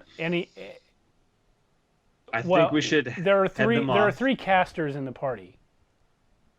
Can anyone hide Throck? I don't think so, but just asking. I cannot. yeah, because it's going to be a half-hearted effort. I mean, I could turn him into a rabbit again, but Oh. If we head them off Pretty high level spell enough, slot just for that. yeah. we should just bury Throck underneath her feet. You don't have that kind of time, but that would be awesome. Throck, Save that strategy for some other fight. yes. I'm just gonna ask Throck I want to do it so bad. to please stand still. That's all. Until I give the signal. Okay. What's the signal? What? Yeah. What's the signal? Hey, Throck. The signal. Roll initiative. Right. No, the signal's gonna be. I'm just gonna yell Throck's name. Okay. That's what. Okay. That's what this That's will be. yep. That's a safe bet. That's Fair the enough. safest way Okay. to do it. So, you guys, in order to approach unseen, you will have to sneak. You can easily check in where Freya is. She has, as you've learned by watching through Bronze Eyes, 6 people with her, who are all in robes of the cult of the Unchained God. And also they are heavily armed. Well, You said she's 6? definitely here for a fight. Yeah, well, in order to approach her, you will have to roll stealth. The 3 of you. Zaylin, if you are deliberately not rolling stealth, then you can just walk the hell up, but the rest of you will have to roll stealth. Throck, if Okay. you are going to go with the plan of standing still, it will have to be pretty far away, because moving into a close distance where you can see and hear everything that's going on, with all your wind chimes and stuff, going to be problematic. Yep. I know it kind of ruins our plan of coming up the hill from behind them, but would it be better to head them off so that they run into us? That's basically what you guys are going to have to do anyway, because they're not moving, like they're moving sideways. You're going to meet them perpendicular, not so much from behind. Unless you want to spend a little extra time to get behind them. But just No, I'd I'd rather be in front of them or perpendicular. In front of them, we can set up. Yeah, you'll Like, be They would come to us. Yeah, you'll be coming from their right. Imagine them, they're moving pretty much straight east, and you're coming from the southeast. So you're going to come Okay. from their right and a little ahead. Okay. That's doable. Then we can get Throck. If we can get there fast enough, we can get Throck pretty close. Close enough. Okay. All right. So you are able to get there in a reasonable amount of time to hide Throck off to the side where he can hide and not move. But, of course, Throck will Stand not call and it not move. hiding. Yes. No. Yeah, it's not hiding. I'm just. I literally Waiting. picture you just standing with your face in a tree or something. Yeah. All right, so you do see Freya. Zaylin, you are able to walk up and see her. How does she look? She looks attractive. She looks human. She looks exactly the way she normally does. She has gone back to her human form. Yes, and because the last time we saw her, she was skeleton. No, the last time you saw her, she was human. You saw her in First Fall. You fought her in the temple in skeleton form, but she sought you out and found you again in a village in the town of First Fall in Lethia, and you did not fight her. You did not fight her there. You only spoke. Yeah, we only spoke, right? Mm-hmm. Yeah. Does anyone remember how we left off talking last time? It's been a while. She's your girlfriend, man. Yeah. Not a problem. It's been a long time. You guys basically both just tried to convince each other that you were right. That was all that happened, really. But here she is in her little pink dress. And I'll just say that she's, going to be talking with you, Zaylin. What do you want to say? You see her before she sees you because you have the warning of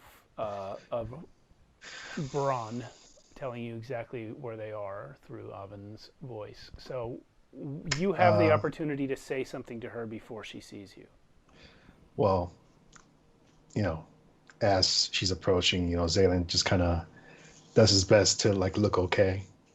He kind of puts his hair back, make sure he doesn't have the wings up. Oh, I'm gonna do this then. There we go. And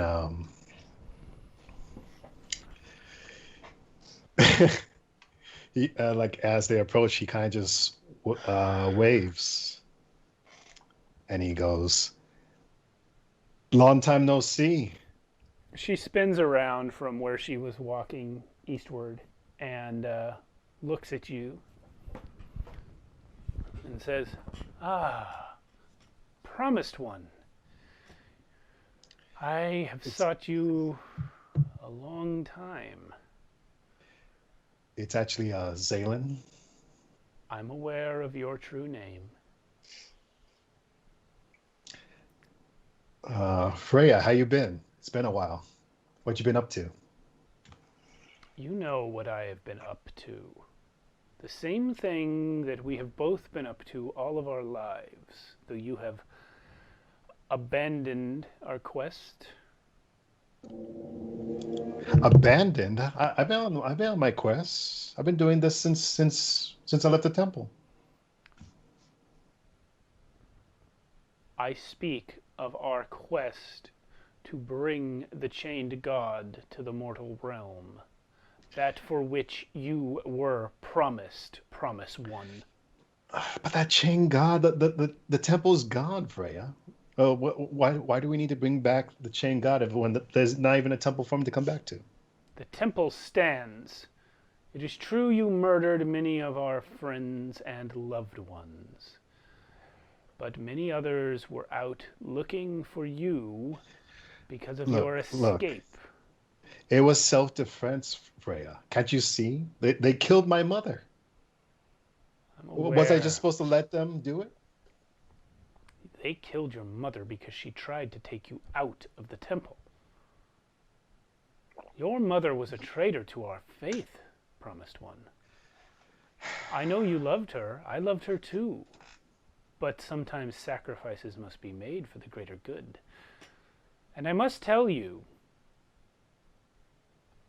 I am aware of your new alliance. Oh, yeah? Yes. You see, I am closer to our father than you are, and he is able to reach out to me.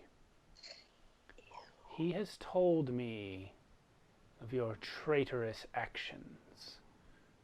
Not only have you left our faith, you have betrayed our father.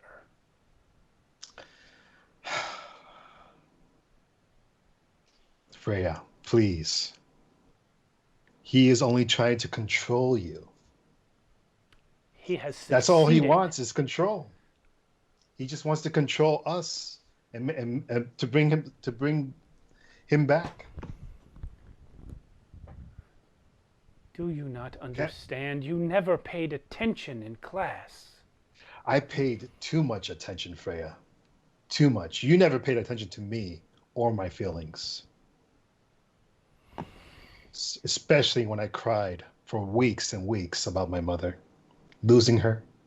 Those feelings.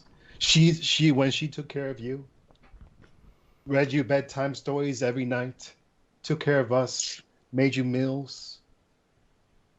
Remember the garden? Remember when she made the little flower thing for you to wear? I remember. Does that all mean nothing?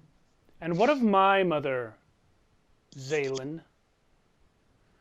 She did many of those things for you as well. And yet she is dead because of your friends at the temple.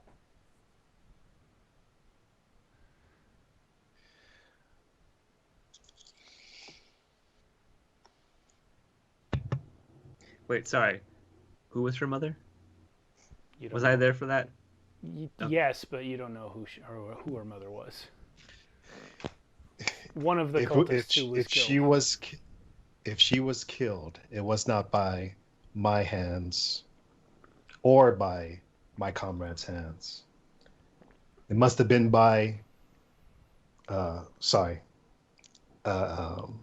of game. The bald head guy.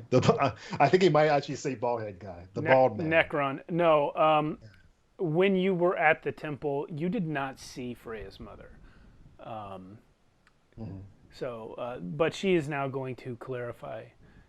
She was not killed by your friends. She died because of your friends. She will say, when those who had been seeking you returned home, my mother was so distraught at the death of Hastur and Necron and the others that she took her own life because she believed in you, Promised One, and you betrayed us. I give you this last chance. Join with me. Fulfill our betrothal. And we will summon our father into the mortal world as we were destined to do. If you do not... And what then, Freya? After we summon him? After he comes into this world? You think everything's just going to be fine and dandy? You think the world's going to stay as it is now? Of you think we're course going to have not. a nice place to stay and make a family? No. None of that will happen. You are the Promised One, and I am your bride. When our father comes to this world, he will summon the chained god. And when the chained god comes, he will make us his right hand.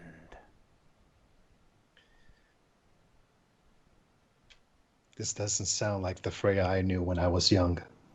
It is Freya exactly the when I Freya was you young. knew when you were young. If you weren't listening, it's not my fault. You have betrayed our people, our faith, and now our father. If you will not join with me, then I shall kill you and devour you. It matters not how we become one, only that we do. This is your last chance, Promised One. No. This is your last chance, Freya.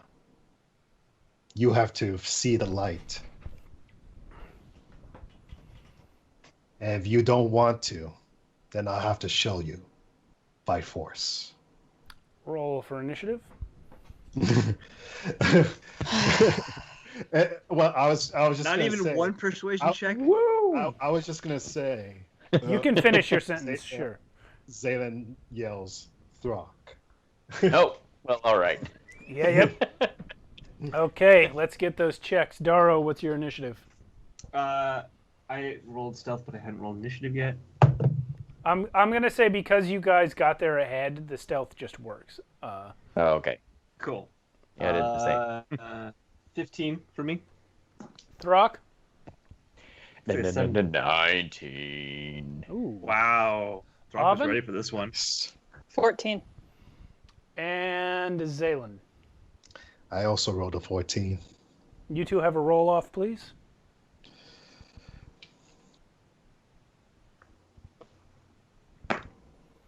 $16. 12. Okay, Oven, your 14 becomes a 13. Okay. Oven just does not want to fight, and she's too busy just face palming. Hey, wait a second. Sure. Isn't Oven at least a little bit proud that Zaylen stand up to her?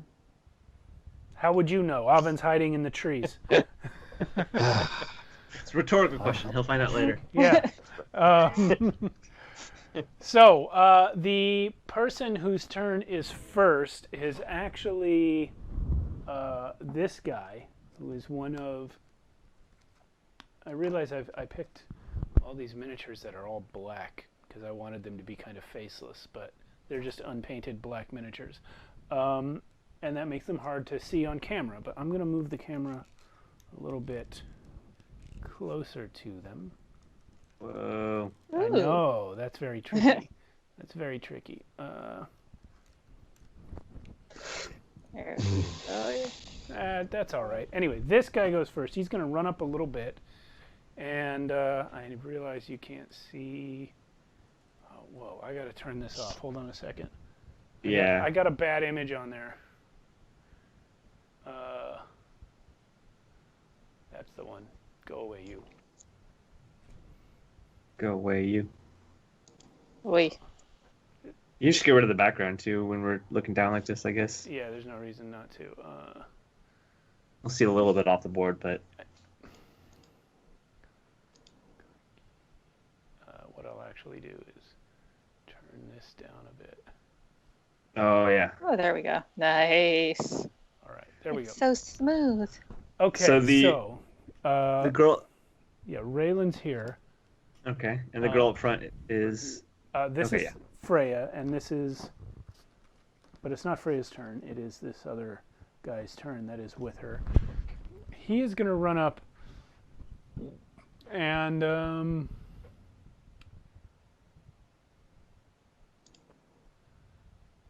ooh.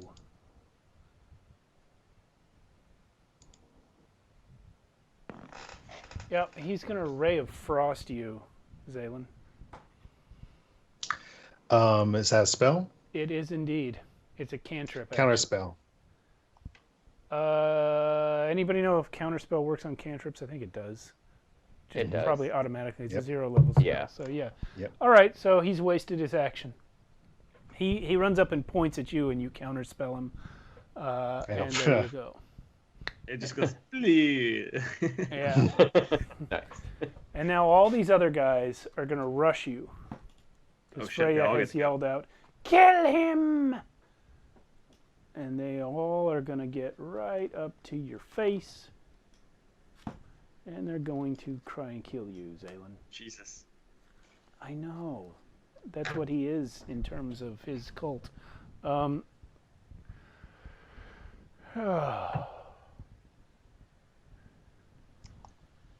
Okay. And they're all bringing long swords to this. So we'll just go around the circle this way.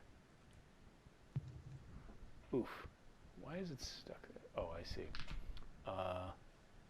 You know Oh, I what? see. Where's my thing? I'm going to turn this all the way off for now. It doesn't work as well as it did last time because of things. Boom. There we go. Boom. Anyway.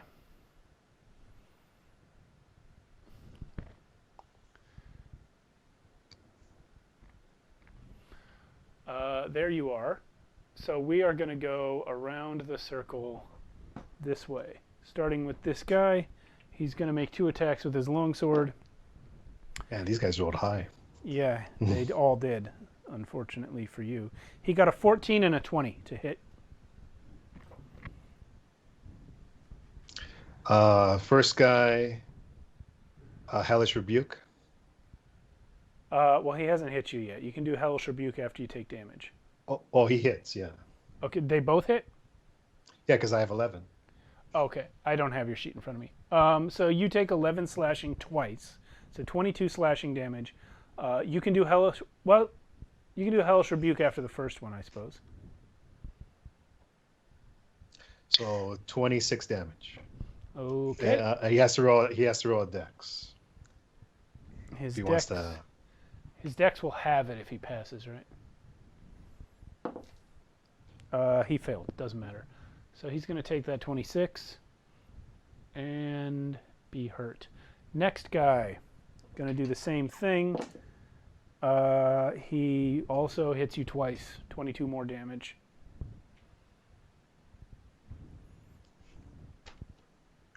Okay. Next guy, same thing. Hits you once, 11 damage. You got 2 more.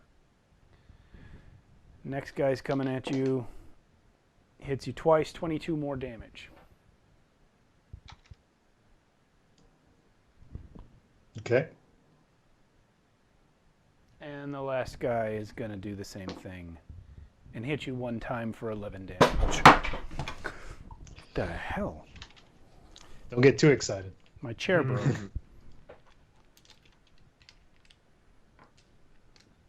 All right. So that's it for them. Are you still up? Still up. Great. Great. Throck, your turn. Cool. How far away am I from that first one? That the guy that hit him first.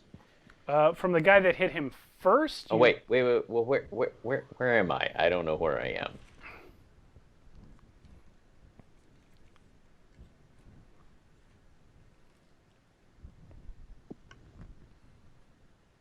You're here. Oh yeah, no. Okay, yeah. Then the one that ran up to him and that's closest to me. So, guess.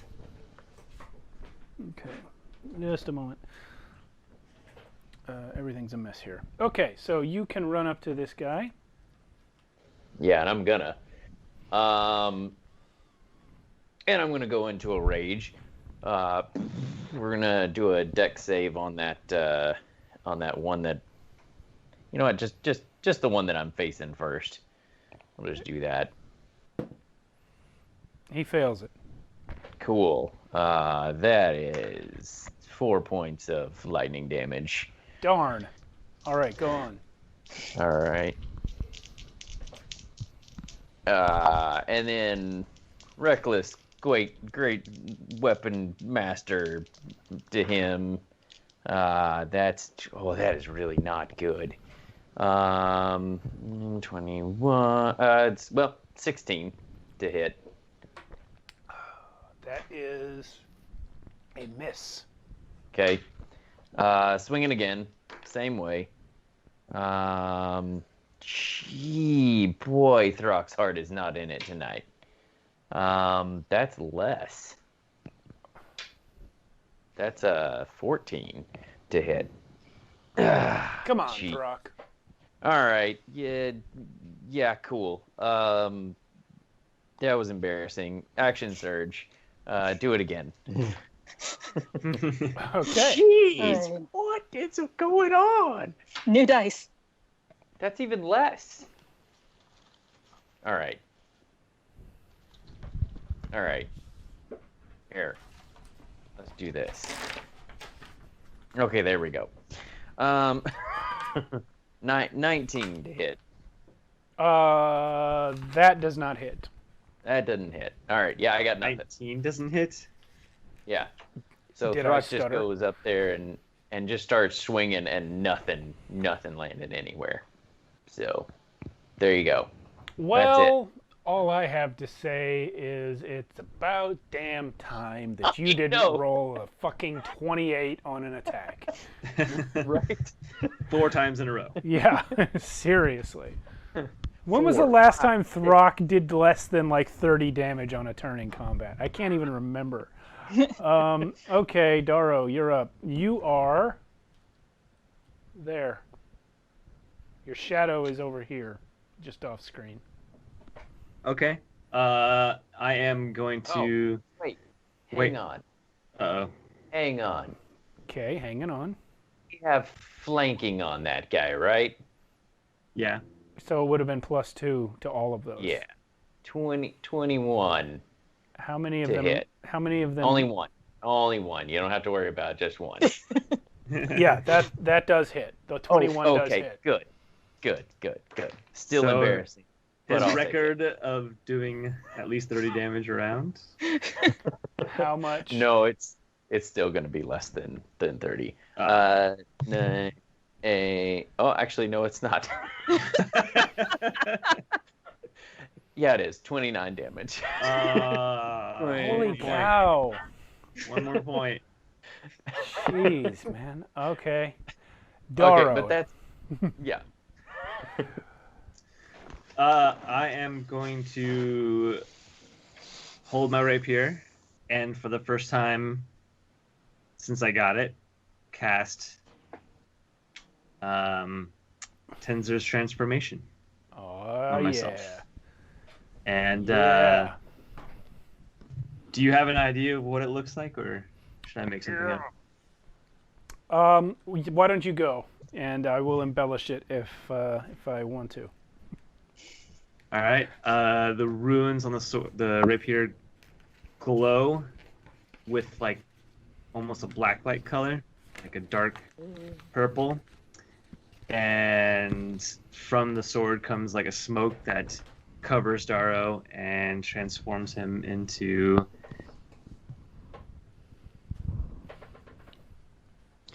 the same version of himself, just with smoke and stuff around him. I don't know. Yeah, no, that's very close to what I was going to say. The black energy that comes out of the blade sort of crawls up your arm from where you're holding it and sheathes your whole body, which, as everyone else looks on, appears to make your muscles grow, make you grow a few inches bigger. And when you move, it is with a sort of shadowy echo behind you as you go. And it is faster and larger than you were a moment ago. And I'm going to grin with this new power. But that is, I think, all I can do unless I have a bonus action. Well, you can move. Yeah, I don't want to move in just yet. Understood. Yep. That will be my turn. Okay. So you cast Tensor Transformation and then stopped. Zaylin, you are up, and you're surrounded by these jerks. Okay, so can I use a quicken spell to transform and still have an action? Yeah, you can. But Right. if you're going to cast a second spell with that action, it better be a cantrip. What about what if the second spell is also a bonus action? You cannot take 2 bonus actions on one turn.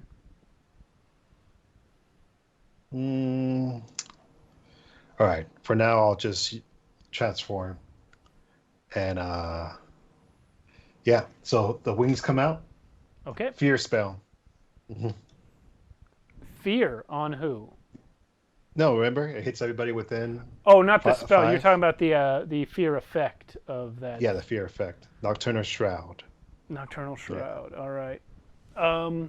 What's the range on it? Is it 30 feet? 10 feet. 10 feet. Within 10 feet. Throck's going to be in it. That's fine. Yep. Charisma save, right? Yep. Oh, Throck. Oh, good. Well, that's not. It's not intelligent. I mean, he'll be afraid of me, but not afraid of those guys. Right. What's the number to beat? 16. Okay, first guy beats it. Second guy fails. Third guy fails. Fourth guy fails. Fifth guy passes. So these 2 beat it. These 3 in the middle did not. What about you, Nice. Throck? 16. Okay, so just those 3 guys are going to be at disadvantage because of the fear. All right, and the one that didn't beat it, the Two one of right them. next to me, that Two of them. that was the one. Yeah, and the one right next to me, the one that did beat it, I already hit him with Hellish Rebuke, right? Yeah, you hit that first guy with Hellish Rebuke once, yes. I'm gonna hit him with Eldritch Blast, All right. and this is gonna be. We're gonna try to do the combo here, where it's the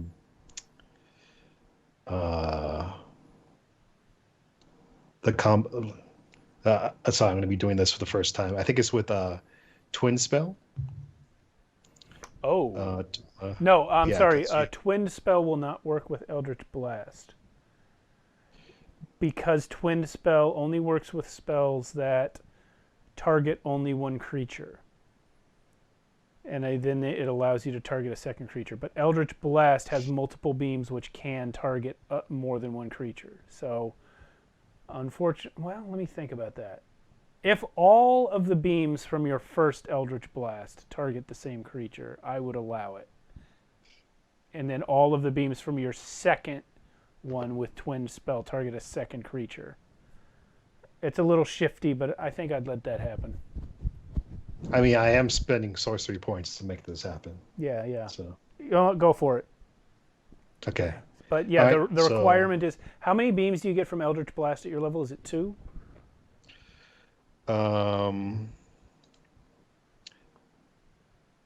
So I get a level 11, Yeah. 3 at level 11. Okay, so all 3 beams have to target the first guy. And then Okay. when you use your Twin Spell, you can send 3 more beams at a second guy. If you do it that way, I'll allow it. Okay, we'll do that. All right. So 1, 2,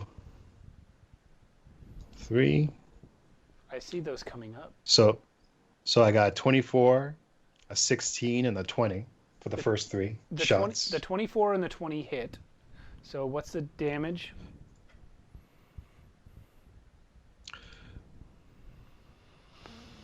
Let's see. So it's going to be so the first one is 17. Second one is 18. Okay, that does a significant damage to this guy. Which one are you targeting with the other Eldritch Blast with the Twin Spell? Is it the other guy that passed? Yeah. That's the one Throck is engaged with. Yeah. Okay. Go ahead and roll that. So 1, 2, 3. So 26, 17, 19. That's 1 hit. Roll damage. Wow.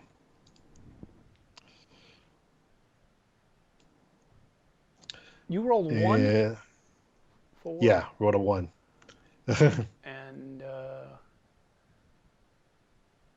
what's the third beam? It's 13. Okay. 13 total? Yeah. Okay. You know what's cool? You're using the digital dice, and it's telling me what you're rolling. Cool. Yeah. I didn't even know it did that. All right. That's your action and bonus action. Anything else? No, I mean, yeah, that's all I can do right now. I was hoping to fear them all, but I got a couple. Wait. Yeah, never mind. Alvin, you're up. Yeah. So the ones that actually got feared, I'm going to target with Tidal Wave. Okay. Tidal Wave's big. Sure is. Up to. Yeah, okay. You can make it smaller if you want. That is true. I mean, if I can get 4 of them in there without hitting either Zalen or Throck, I'll do that. You kind of can, yeah. Great, let's do that. You can get Can I get 4 off that that? includes The one that Throck is fighting, or 4 that includes the guy on the other end, the first one who attacks Zaylin? But you can't get all 5 without hitting Zaylin. You mind switching Zaylin for the wings? Oh yeah, you got the wings out, yeah. Because I can't actually see how many. Yeah, there are 5, and you can hit a maximum of 4 without also hitting Zaylin. Okay, I would like to hit the maximum of 4, but... Yeah, I'm just asking which one's the 4th one. You can hit the 3 middle ones regardless. But this guy or this guy, basically. You want to hit the one that Throck is fighting, or do you want to hit the other one? No, I want to hit the other one. Okay, that's reasonable. Just in case. They will all make their dex saves. Does that put Freya in there? No, Freya is she fell down, but she's back here. She's out. Oh, okay. Oh, there she is. Yeah. Okay. I got a 3 and 2 11s. Oh, and I need another one. And an 18. So one passed. Only one of them passed, so the rest of them take 21 damage, and the one that passed takes half of that and is not knocked prone. 21. Dude, yeah. 21 and They thought they were so cool. 21. Stand up, Freya. Jeez. Okay. She just have a really tiny base. Oh my gosh, why is the cat back here? He loves you. No, he doesn't. Okay, so what else you got, Oven? You are, by the way, there. Your wolf. My wolf could attack.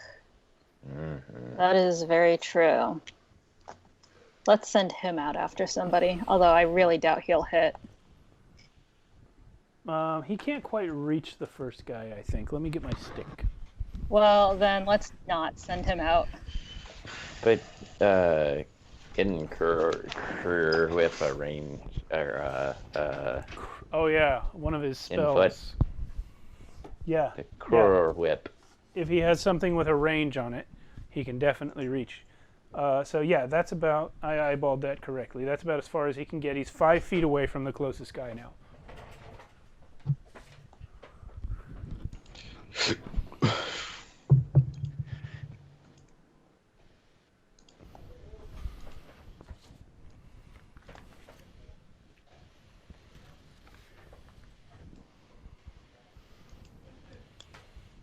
What are we doing? I mean, I guess I could have him do Krur Whip. Yeah. Even if I know, right? Even if you don't, he's not going to be in striking distance next turn unless you move him this turn. Yeah. Okay, well, yeah, let's move him, and then we'll do that as well. Yeti Hill, that is an affirmative. And now to figure out.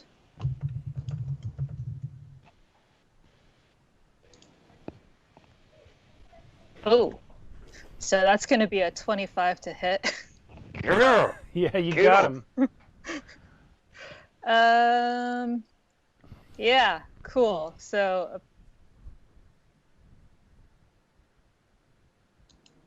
what the fuck am I doing? Ghost runs up and he's in motion as a tendril of blood, part of his body, shoots off of his back and lashes this guy on the ground, retracting back into Ghost's body again.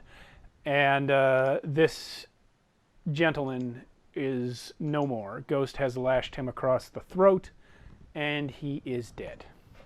Oh, well then. Thank you, Gentleman 3000. We didn't need to know how much damage he did. Well, was it going to be less than 2? No. Then no, we didn't need to know. Just making sure for posterity's sake. Yeah. I often allow you guys to finish the damage rolls even when it's obvious, but this time I was just getting ahead of myself.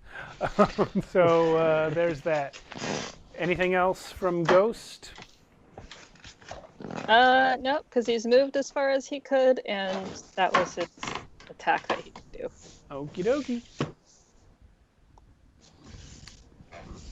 Well, here we have Freya, who is now going to burst out of her mortal flesh Of course she into is. her true form. Copycat. Hold on, I want to try and turn the thing back on. How bad is it? Not too bad. But it also it's not too good, so let's just turn it off. Okay. Yeah, there she is. She will...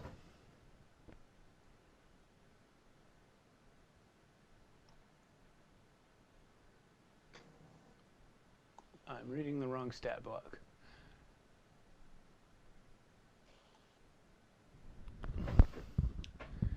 She is going to run at Ghost. The last one to do something. And she's going to make an attack with her claw, first of all. That is 24 to hit. Yeah, sure, that hits. It's going to be 8 slashing damage to Ghost. She will then also attack him with her tail for 19 to hit, and that'll be 13 piercing. So 8 slashing and 13 piercing. Correct.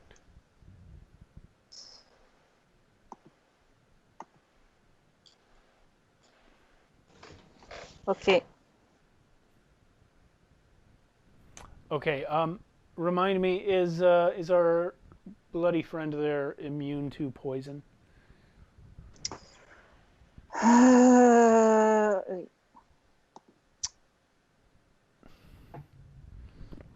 No. Then he will take an additional 17 poison damage. And he is a splatter of blood. But that's okay, because he took someone down. Yeah, you got one. Yep. That's Freya's turn. It will now be her caster's turn. And this fellow is going to do a cast. Counterspell? He hasn't cast it yet. I'm going to counter it. At what level? 5th. Okay, you shut him down. God, you guys are throwing these levels out. I got like level 1 and 2 spells, and that's it. Okay. 5th, like it's nothing. And they will be handy. Sometime, all right. just not now. So this They will. guy's going to stand back up, and he's going to attack Zaylin. We have, let's see what we have. A 19 and a 13 to hit. Those disadvantage because they were frightened. You're right. I'm going to take these two rolls, and we'll make that just a 13 and drop the 19. And then I'll roll again at disadvantage.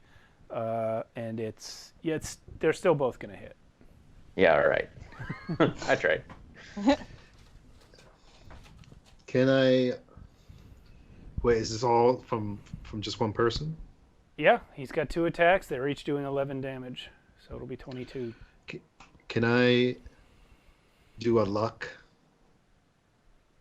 Yes. on On one of his his. attack roll? Yeah, you can Yeah. do a luck on one of his attacks, yeah. So he will re-roll that one, and it is again at disadvantage. He still hits you.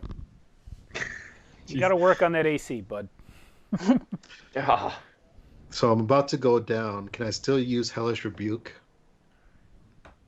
Yes. Yes, you can. So he needs to make a dex save, is it? Yes, dex save. 18.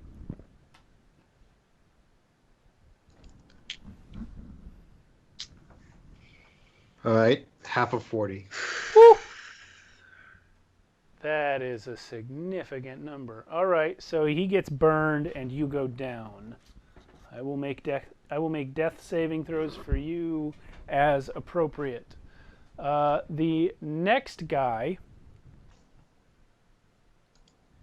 is going to stand up, leap over you, and run to Avon, and not make it the whole way.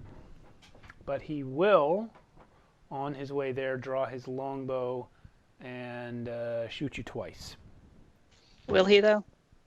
Indeed, he will. But will he? That is 18 and 13. Well, no, he won't. Why? What's going on here? My AC is 18. Okay. This is better than Also, mine? well, he missed you. Also, that should have been a disadvantage anyway because he's one of the ones that's afraid. The next guy apparently already stood up somehow. And oh no, he didn't stand up. He wasn't down. He's gonna come over here and go for El Thraco. yeah, that's right. You've got 25 and 18. Well, they both hit. Well, wait a minute. It's disadvantage for him. It's actually 18 and 9. So only one. Well, hit. only one hit. Yeah. So that'll be 11 slashing damage. You get it. You got it. Oh, it's a rough start already. Well, you know.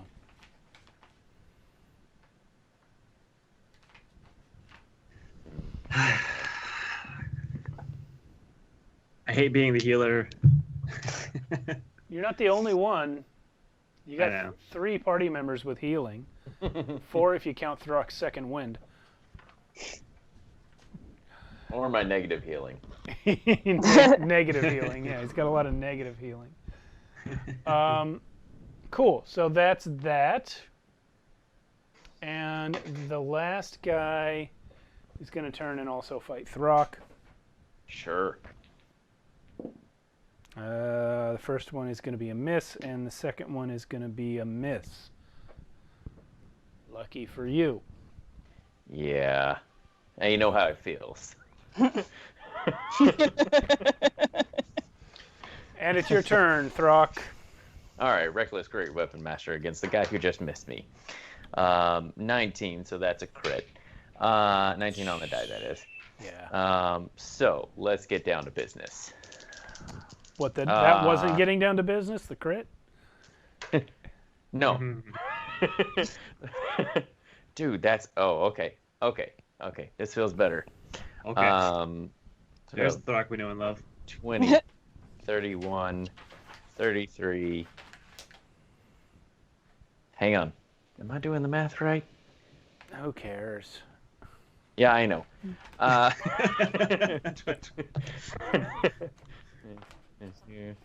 much HP does he have left? Yeah, 32, 40, 2 points of damage. How much? 42 points of damage. All right. Great. Deleted. So what happens here? You tell yeah. me, bud. Yeah, How you swinging that thing? Throck, what Throck does is just he looks over his shoulder at this other guy that just came up, right? And goes and takes them all and does this sweeping from underneath the jaw to smash that guy, and then continues the action to make an attack at the guy behind him now. Which is a 22. Yeah, sure, 22 to hit. Got him. That. So that is 11, 21, 31 points of bludgeoning damage to that guy. All right, so that was that, and then that. The crit gives me another on the bonus action, so we attack again. But it misses. So, yep, that's I think that's it on that one. Okay. That's Throck's turn. Darrow. Yo. There's you. There is me. And your well, is the one that Throck hit still up? Throck hit 2 of them. One of them's dead, and the other one isn't. Okay, I'm gonna go ahead and take life from death on the one that's dead. Okay. Yeah. And hit Raylan for 6. Yeah. Okay. Zaylin. Zaylin is alive with 6 hit points. yeah. Thank God, because now I don't have Thank to do it. I That figured synergy, 5. though, so good. Great. The guy that is rushing Oven, was that guy hit at all before? They all look the same because they're black. He was hit by me. He was hit, yes. All right, I am going to go for him. So, Okay. how much movement is that total? Like 25? 30 or 20? 20 probably. 20? Okay, great. Just in case I have extra movement afterwards. And I am going to rush in with my sword and give a nice, whoops, that one went off the board. Nice big stab. That's definitely a hit. 15 plus 9, so 24. Should I add to the Divine Smite?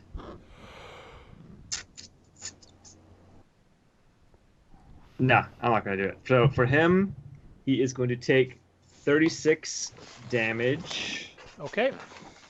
He is severely wounded at this point. 10 of it is force if it matters. Doesn't. Okay. Great. Second attack. With advantage. That's going to be 1 less than last time. So 20. I forgot whatever. 20. It's over 20. Yeah, it's going to hit him. It's too late for math right now. I don't have the sneak attack right now. I'm using a calculator just because there's so many fucking dice at this point. So it's just 1d8 plus 2d12 plus 5. 23 more damage. All right. You run up with your rapier. You jam it through his chest, pull it out, and then slam the flat part of the blade into the side of his head and knock his head off Throck style. As the shadowy energy around your body pulses, and he's gone. Great. I will take my 10 extra feet towards the Bone Lady. Well, I'm so glad I didn't have to blight him. I had to make sure you were covered. Your shadow is still appreciate over you. here, by the way, in case you would like a sneak attack at some point. I get sneak attack every turn. I don't That's even... right. Tensor. I have a plan for him though. So Okay. the reason he's there for a reason. I have faith in you. Zaylin, you're up. You're prone, but you can get up. Oh, okay. Zaylin gets up and he's gonna use this round. I'm gonna perform cure wounds on myself. Okay. And If you, well, I don't know what your plan is, but if you would like to quicken that, you can then use your disengage action and run the hell away from this guy that's going to kill you.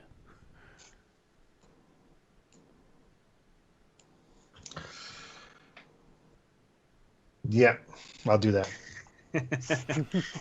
He's like, damn it, that's a good idea. Brilliant. So I'll use Quicken. Okay. And where's Oven? Oven is Oh. here. You're here. Freya's here. Darrow and another enemy. I'll actually run towards. Is that Darrow's shadow behind me? Yeah, this is Darrow's shadow. I'll run towards Darrow's shadow. Yeah. Okay, so how much did you get healed for?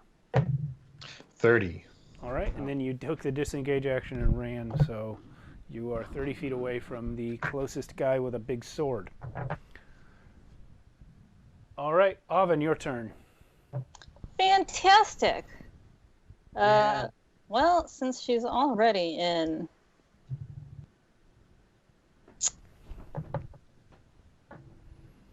Well, do I want to do that? Yeah. Okay. Since she's already in her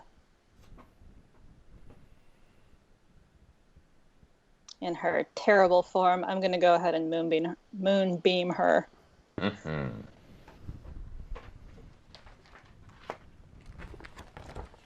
When the moon hits your eye like a big pizza pie. Which, by the way, is the stupidest lyric ever written. Yes. But it's But so also, addicting for some reason. But you remember it. if you could moonbeam her butt instead of her front, since I see Darrow coming for her, and actually, if I can get the other guy in with her, that would be even better. Not really, I think. Hold on, I dropped something. I will double check when I find that thingy. Okay, there it is. Let's see. Is it possible? Yeah, you can do it. Just barely. Fantastic. You got 2 of them. Okay. What else you got? Beautiful. Yeah, I think that's it. Ghost is gone, so that is indeed it. You do have Braun over here, by the way. This is him. Braun is my lookout. Braun is good where he is. Well, That's he's probably the good for fastest- granting advantage. That's what Oh, most. Fast. yeah, that's true. You know what? Oh, God, I don't want to have to ever call him again, but yeah, okay, let's. Where's Throck? Have him hover around Throck. Okay, he's going to help out Throck with the advantage. Well, Hey. I guess with flanking, he's not granting advantage. He's just granting +2. No, that's good. That's good. Yeah. Okay. Sorry, Darrow. I don't need it. It's okay. Okay. Freya's up. And Freya's gonna get moonbeamed then, Indeed. so she'll need to make that con save. Yeah. It's 15. Damn. Okay, so she takes half of 27. Okay. Radiant. Every little bit helps. There you go. Yeah. Radiant damage. Burn her up. Oh wait, she has advantage. Oh, she passed anyway. Doesn't matter. So she is gonna. Wait, does she have advantage? She has advantage against all magical effects, Oh, okay. but she's leaving the moonbeam. Is she technically a shape changer though? She isn't. No. She's gonna sad. hit. What's her speed? Can she get that far? Yeah. She actually. Am I close enough to get a opportunity on her? No. I can't tell. No, Okay. you're not. She is coming after you. Promised one.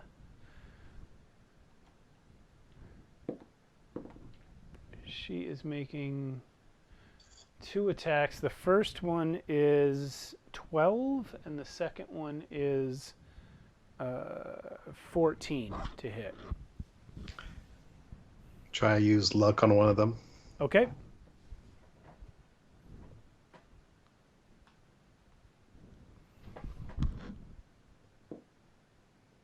It hits anyway. It's actually higher. Okay. So the damage from her claw will be 8 slashing, and from her tail sting will be 13 piercing plus 17 poison. And if you're Wait, hold on. So, the first one was 8, yes, and then the next one was 13. 13 piercing, and then there's also poison damage, yeah, Okay. and 17 poison. All right. Down from the 17.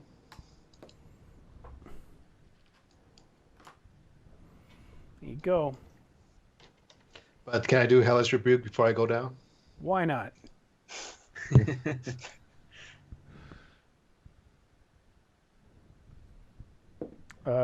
She passes the save.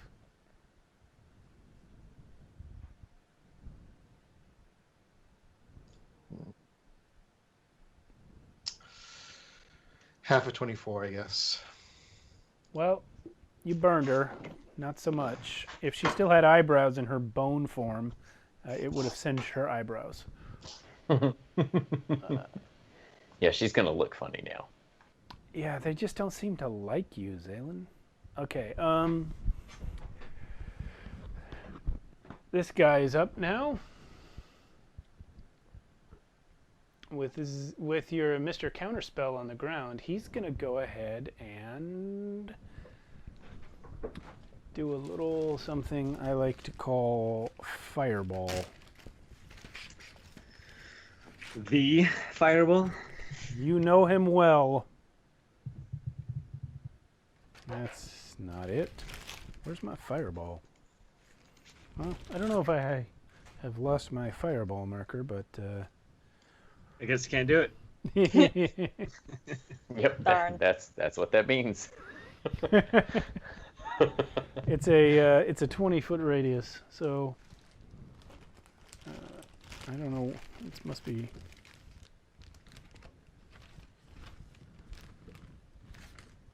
"20-foot radius is a 40-foot area." Is this? Yeah, it is basically. Oh, I see. This functions as 2 different spells, but yeah, it's going to get Oven and Darrow. So let's have dex saves from you two. Cool. And then I'm going. If I don't save, I'm going to also use Uncanny Dodge. Actually, I'm going to use Uncanny Dodge either way, because it still does a fuck ton of damage. Okay, 18 Dex. that's a pass. Oven, 16. that is a pass. So you're both going to take half of 8d6. Fucking hell. I know.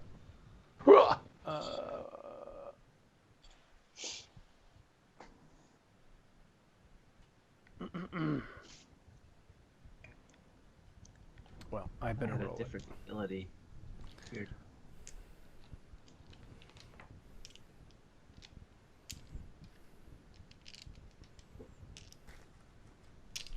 So it is a lot.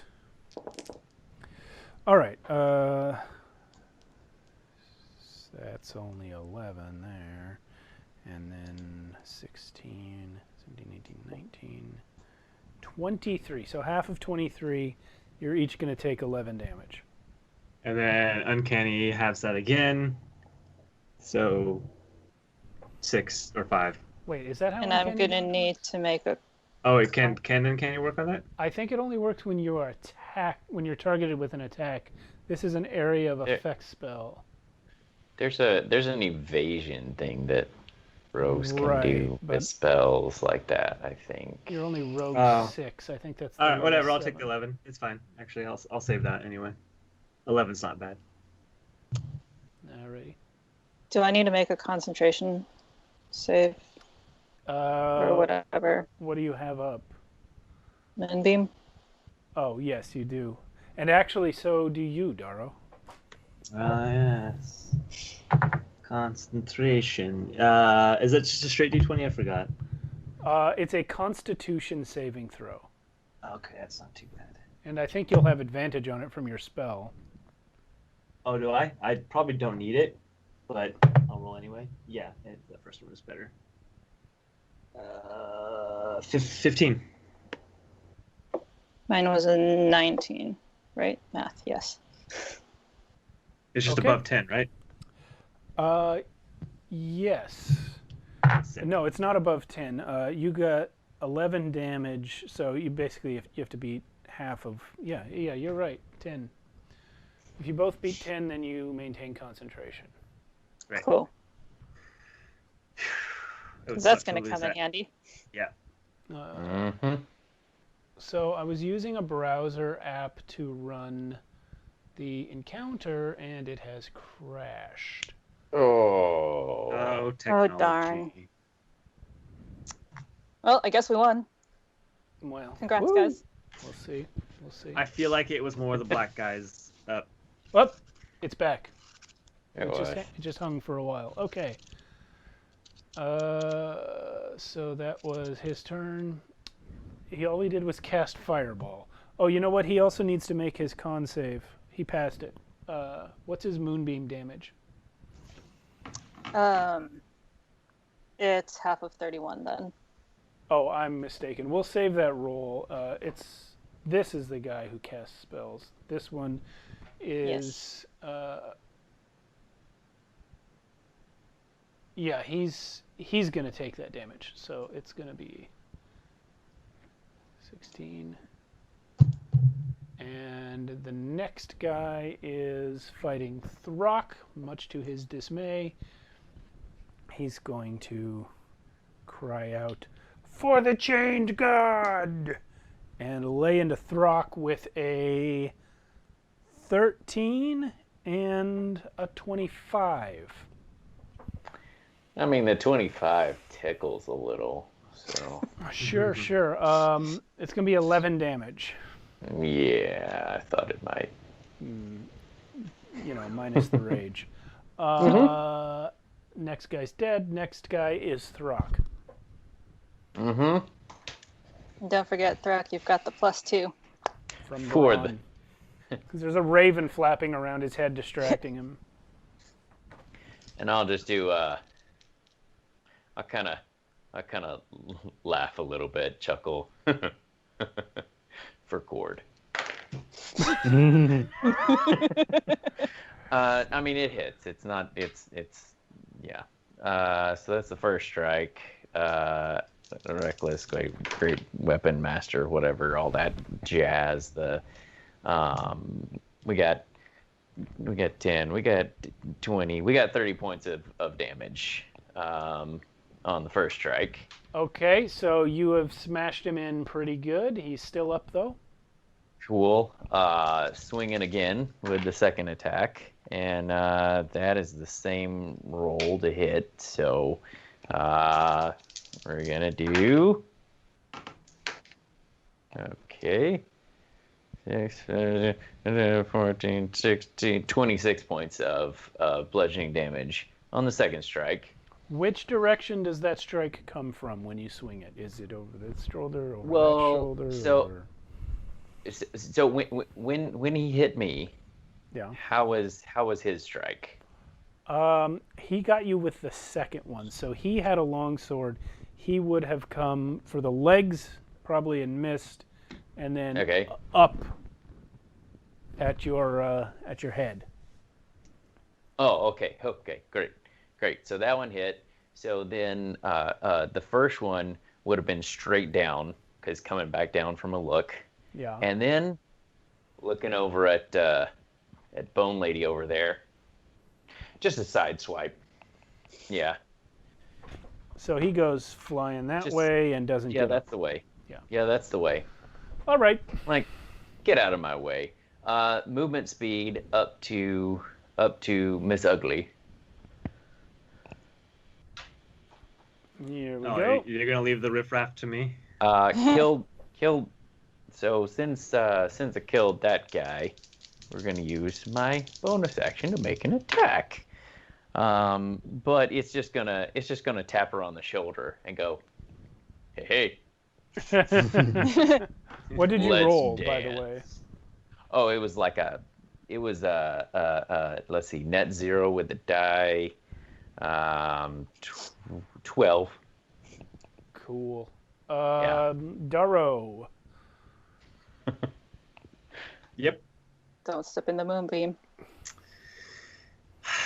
Don't whiz Shoot. on the electric fence.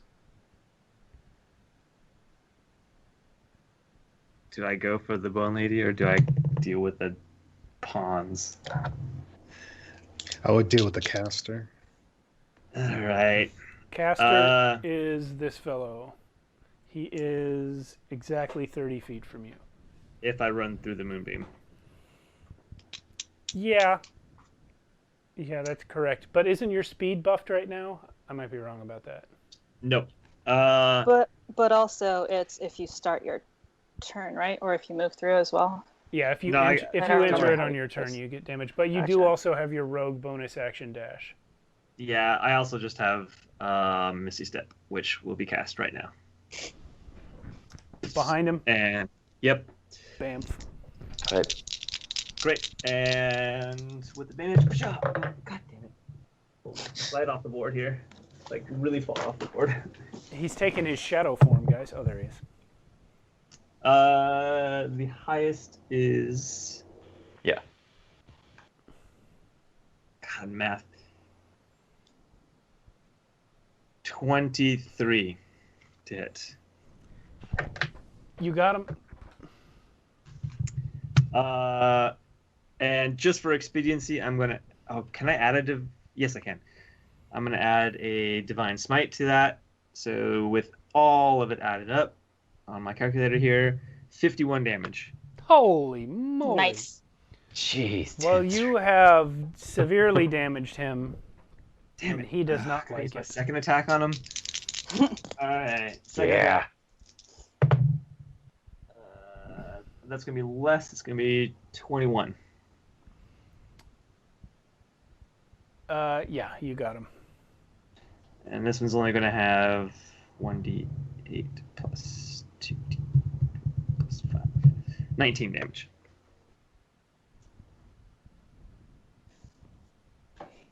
He looks at you and very sincerely says, "Ow!"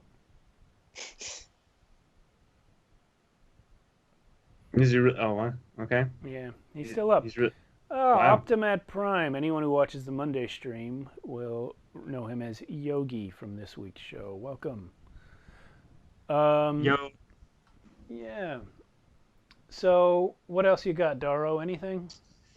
No, that's my bonus action and both attacks. Okay.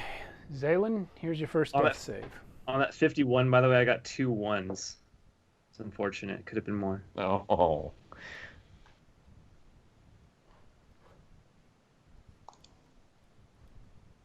Oh, I gotta use a spell slot for that. Okay. Oven, you're up. I'm gonna take my movement and head towards. Oh wait, you didn't get your reaction heal? You haven't killed Did anyone. someone? Yeah. No, died. Oh, Throck. Yeah, Throck Throck. did, yeah. Oh, Yeah. screw it. Yeah, can I? I'm going to say no because we'd have to retcon a couple of turns at this point. So, All right. next time. Okay. I am going to go around the bush. Not in the other way. The other way. The other way. The other way. How close am I to the dude in the moonbeam? About 40. I'm gonna take.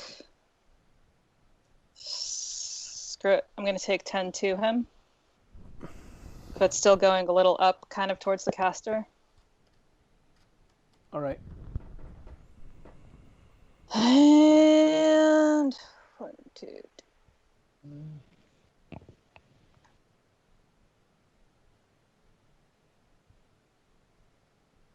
We're gonna hit him with light. Light. Okay. So he would need to make the con save. He fails it. He's gonna take 48 necrotic damage. 48 or 4d8? 48. Mm. 4 10s and 8. Wow. What spell is that? Blight. Oh, blight. That makes way more sense than light. Yeah, you made him glow. No, he is gone. Bam! Excellent. Tendril of black energy hits him in the chest, withers him And up Braun- like a mummy, and he's gone. Braun is like, heal, blah, heal. Yeah. Braun actually flies over by Throck. Okay, the only enemies left on the board now are Freya herself and the caster. And actually, since I have taken this one down, I am going to take, Alrighty. There's your reaction. if I can find it. There we go. I use this so not often that that's going to be 8 to Okay. Zaylin. Zaylin, you have 8. Mm. Good thing, because you failed that death save. Mercy. Ooh. Wait a minute. As a matter of fact, you're not going to get your 8. Because my man over here is finally going to do the thing he... Nope, never mind. You are going to get your 8. I was thinking that was a spell, but it's actually a class feature, so it's not going to work. He's going to...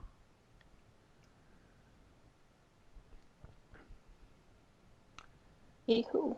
What? the caster is going to cast banishment upon Oven. Counterspell? Counterspell.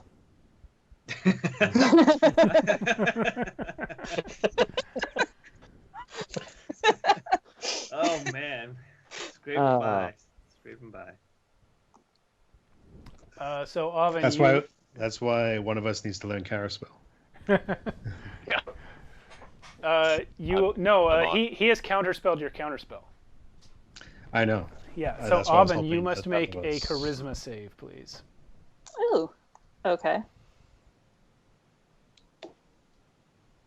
Wait, we needed a third counterspell, is what you're saying? Yeah, to counterspell his counterspell. If you could counterspell this guy's counterspell of Zaylin's counterspell, then Yep. it would have worked. Like Uno. What's your save, Oh Oven? my god, where are you? 16. You have passed, and you are not banished. I stick my tongue out at him. You have passed literally at exactly the number you needed. Oh man. I still stick my tongue out at him. He does not like it.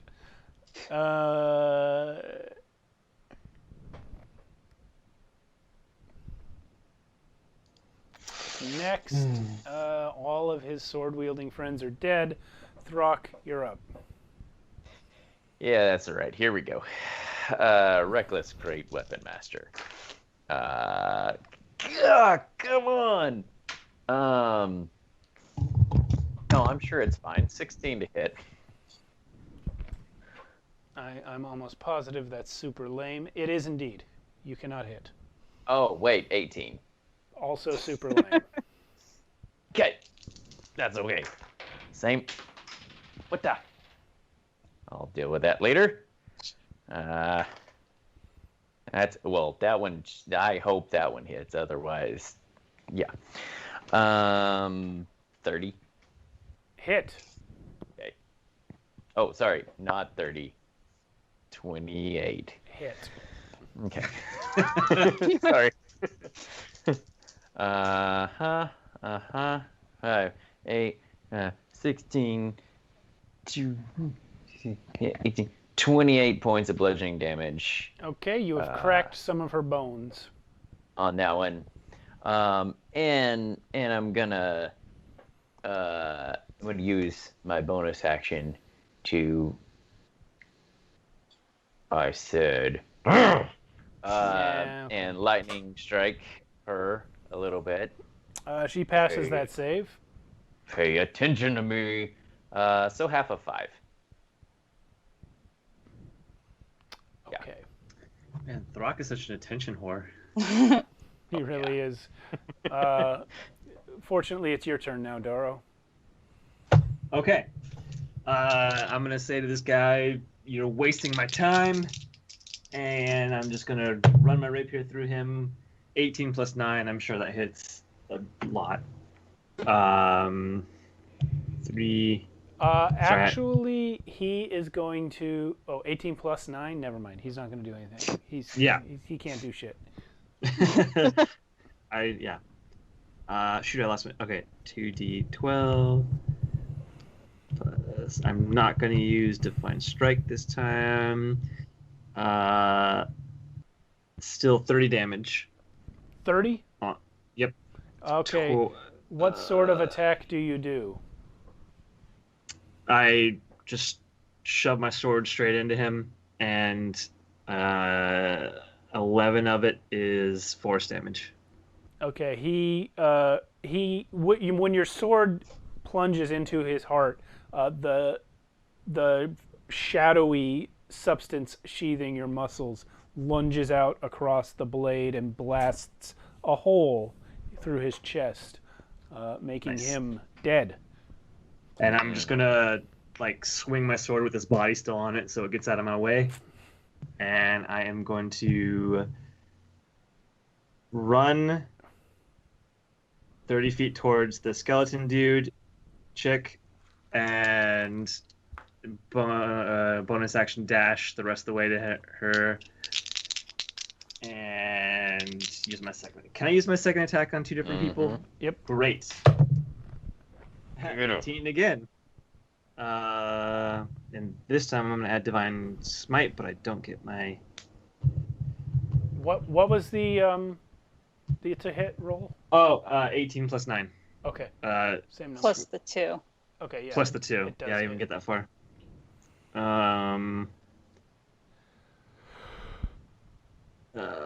Shoot, I lost my train of thought. Plus 5. Plus Divine Smite, which I can't do 3. Can I do 2? Shoot.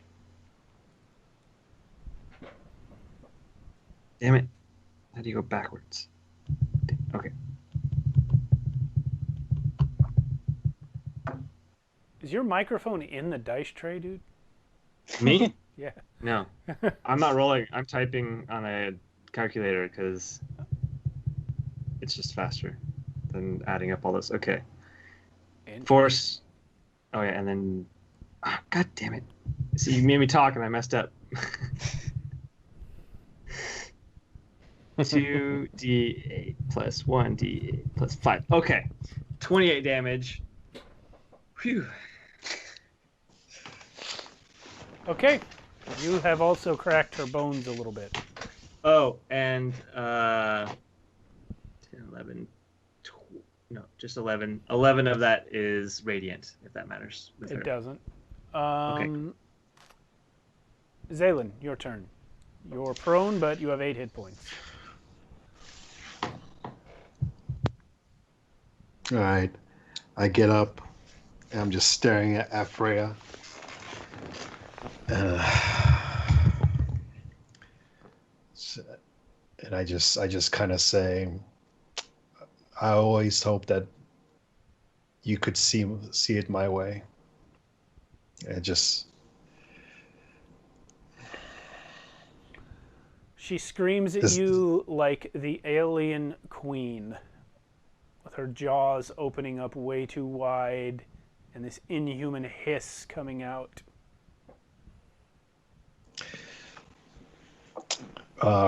Zayn holds up the medallion, the Paylor medallion, at that scream, and he just uses lightning bolt on her. Okay. At 5th level. Her save is 21.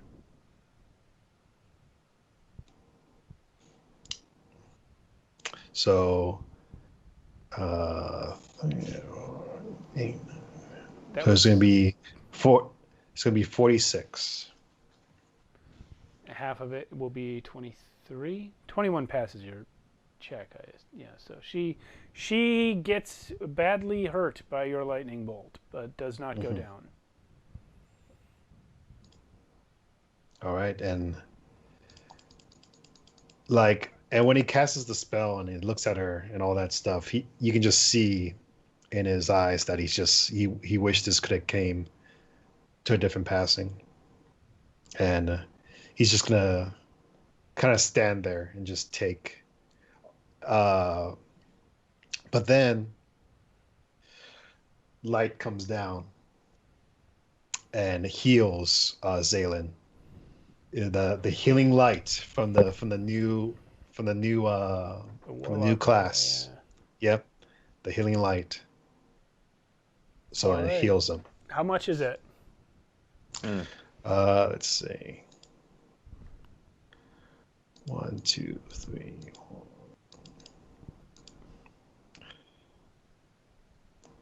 Gets healed 21.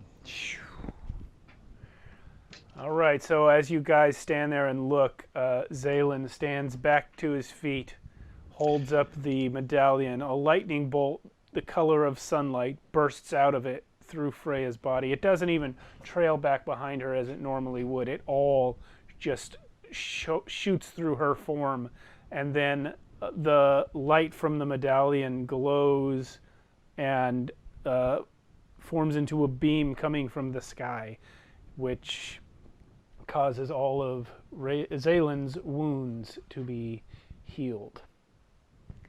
Oven. I'm going to go ahead and move the moonbeam at her. Oh, also, Zaylin's clothes are now clean. Thanks. She is beamed. And I'm going to... Fuck it. I'm going to do Healing Word on Zaylin. Okay. Which is not very much, but it's another 10. That's good. Thank you. Everybody be loving heals today. Mm-hmm. Anything else, Oven? No, that would be my action and my bonus action. But I guess I should probably roll that moonbeam, huh? Roll the moonbeam because it's the start of her turn, and she will take the damage. It is she crits her con save. Okay, then she takes the math, half of 28. I think I rolled it. Okay. So she gets burned yet again, and she is going to claw you, Zaylin, with a claw. That's definitely a hit. It's like 25. So that'll be 8 slashing. And then here comes the stinger. Ooh, this is 12. Does that hit? Yes, but I'll use a luck anyway. Okay. Hopefully, maybe make it a roll. The luck makes it a 13. Luck's not working today. So you're going to take 13 piercing damage from the tail and 17 poison damage. All right, Hellish Rebuke. Okay. She's going to make a dex save. She's going to fail that.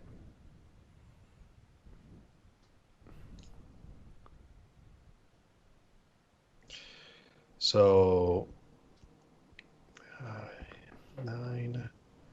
It's going to be 47 damage. 47 from a Hellish Rebuke? Yep. What's the dice? I did it at 4th level, and it was 5d10. Okay. And the added bonus damage from his transformation is 11. Well, she attacks you with her claws and her tail. You are very hurt, but you Hellish Rebuke. I'm at your 1 hand, HP right now. And she... So, as you stand there, Zaylin, barely alive, about to go down yet again with all of your friends fighting with all their strength to keep you up. You burn Freya to death. And Fine. she falls down inside the moonbeam, the bones breaking off of her, her human form left inside. And she looks at you and says, I don't understand. You were the promised one. And then she is dead. Is this technically another round? Yeah, but there's nobody left to fight. Well, no, but was her death technically another round? What do you mean? For me? Another. Like, can I do life from death for her? Oh yeah, you can take your reaction. I don't know when you did the last one. For you, the round resets after your turn. So. Okay. Yeah. Great. Well, I'm going to take my reaction then. Okay. And we will do this at 4th. So I'm going to give you 21 healing From her? Carolynn. Yep. Yeah. Okay. All right.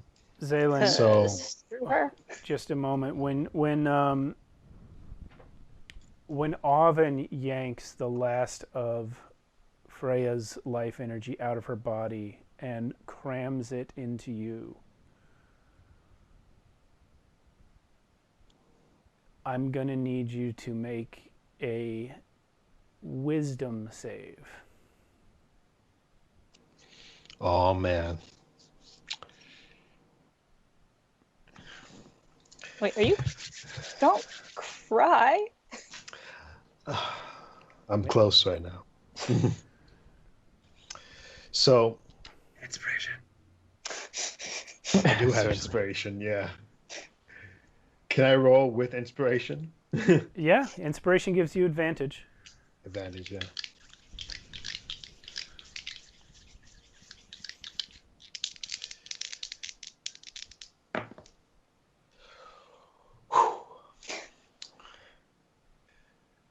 Wisdom save. I have 0 in wisdom, but the dice came out to a 3 and a 19. Okay, well, you pass. Here's the thing that you understand when this happens. Freya and Zaylin were supposed to be joined. The plan A was through marriage, but plan B was for one of you to eat the other. She is dead, and you have just absorbed the last of her life force. Now, this is a very roundabout way of accomplishing this thing, but it almost caused a problem. But you shook it off, and you got your heals. Freya is now dead, and you have the last of her within you.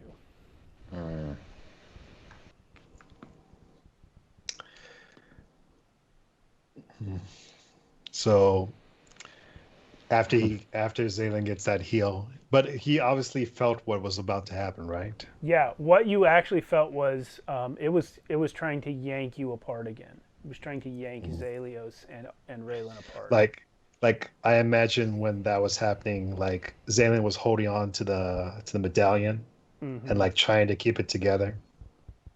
Yeah. And as he was trying to keep it together, he was just trying to remember the good times with Freya before, the cult, and just hanging out with his mom and her and in the garden, and maybe that helped him keep it together. Yeah. But after that passes, he kind of looks down at just what's ever left of Freya, and he just says, I'll always remember you like you were back then, not what you became. And I will take pleasure in killing my father for what he did to us. I promise.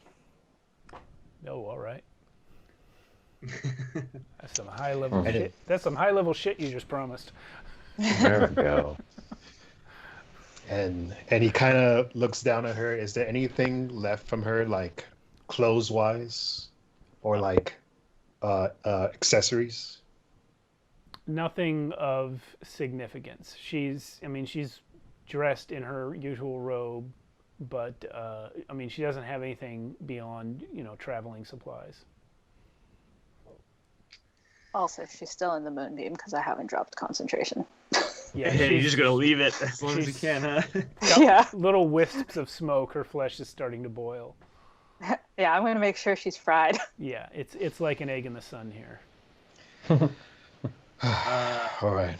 I'm gonna walk over to Zaylin and put a hand on his shoulder, and it's like a warmer touch than you would expect, because I'm also gonna do lay on hands and give you 25 HP. Okay, thank you. But I'm gonna be like, you did what you had to do, and there's much better women out there. And if I could walk over to the body and then drop concentration and then take my scythe and decapitate her Jesus. while I commit her to the queen. Are you gonna let her do that, Zaylin? I mean, Zaylin's gonna just look away and try to look towards Daro as this is happening. Yeah. And because he knows what Oven's gonna do. I think Throck kneels down next to as she's doing and about to do that, and I just kind of whisper to her, not awe, but bone, Mitty. Yeah. I told you you should have picked your fight with me.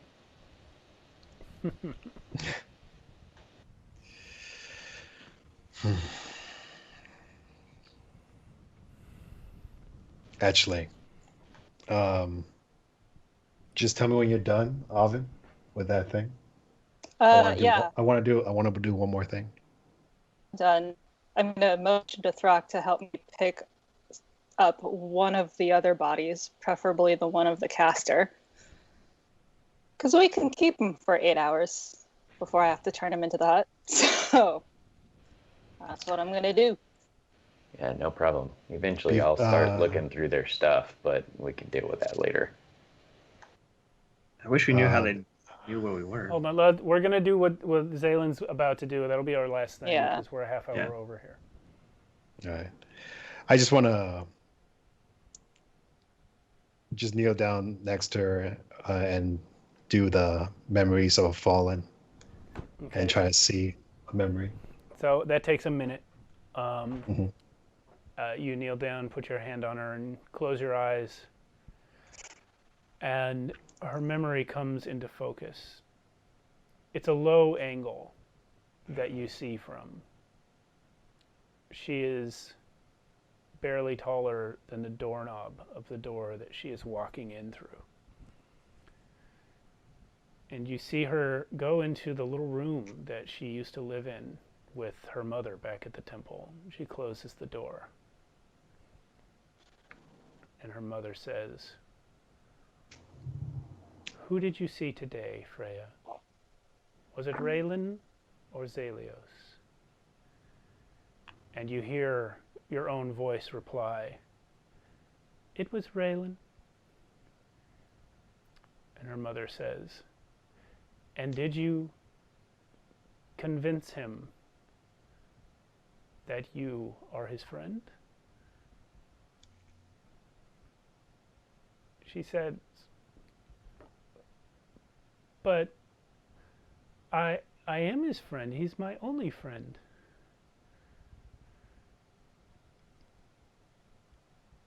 And that's where it ends. Good game, everybody. Jeez Louise. It's an emotional roller coaster tonight. In conclusion, fuck you.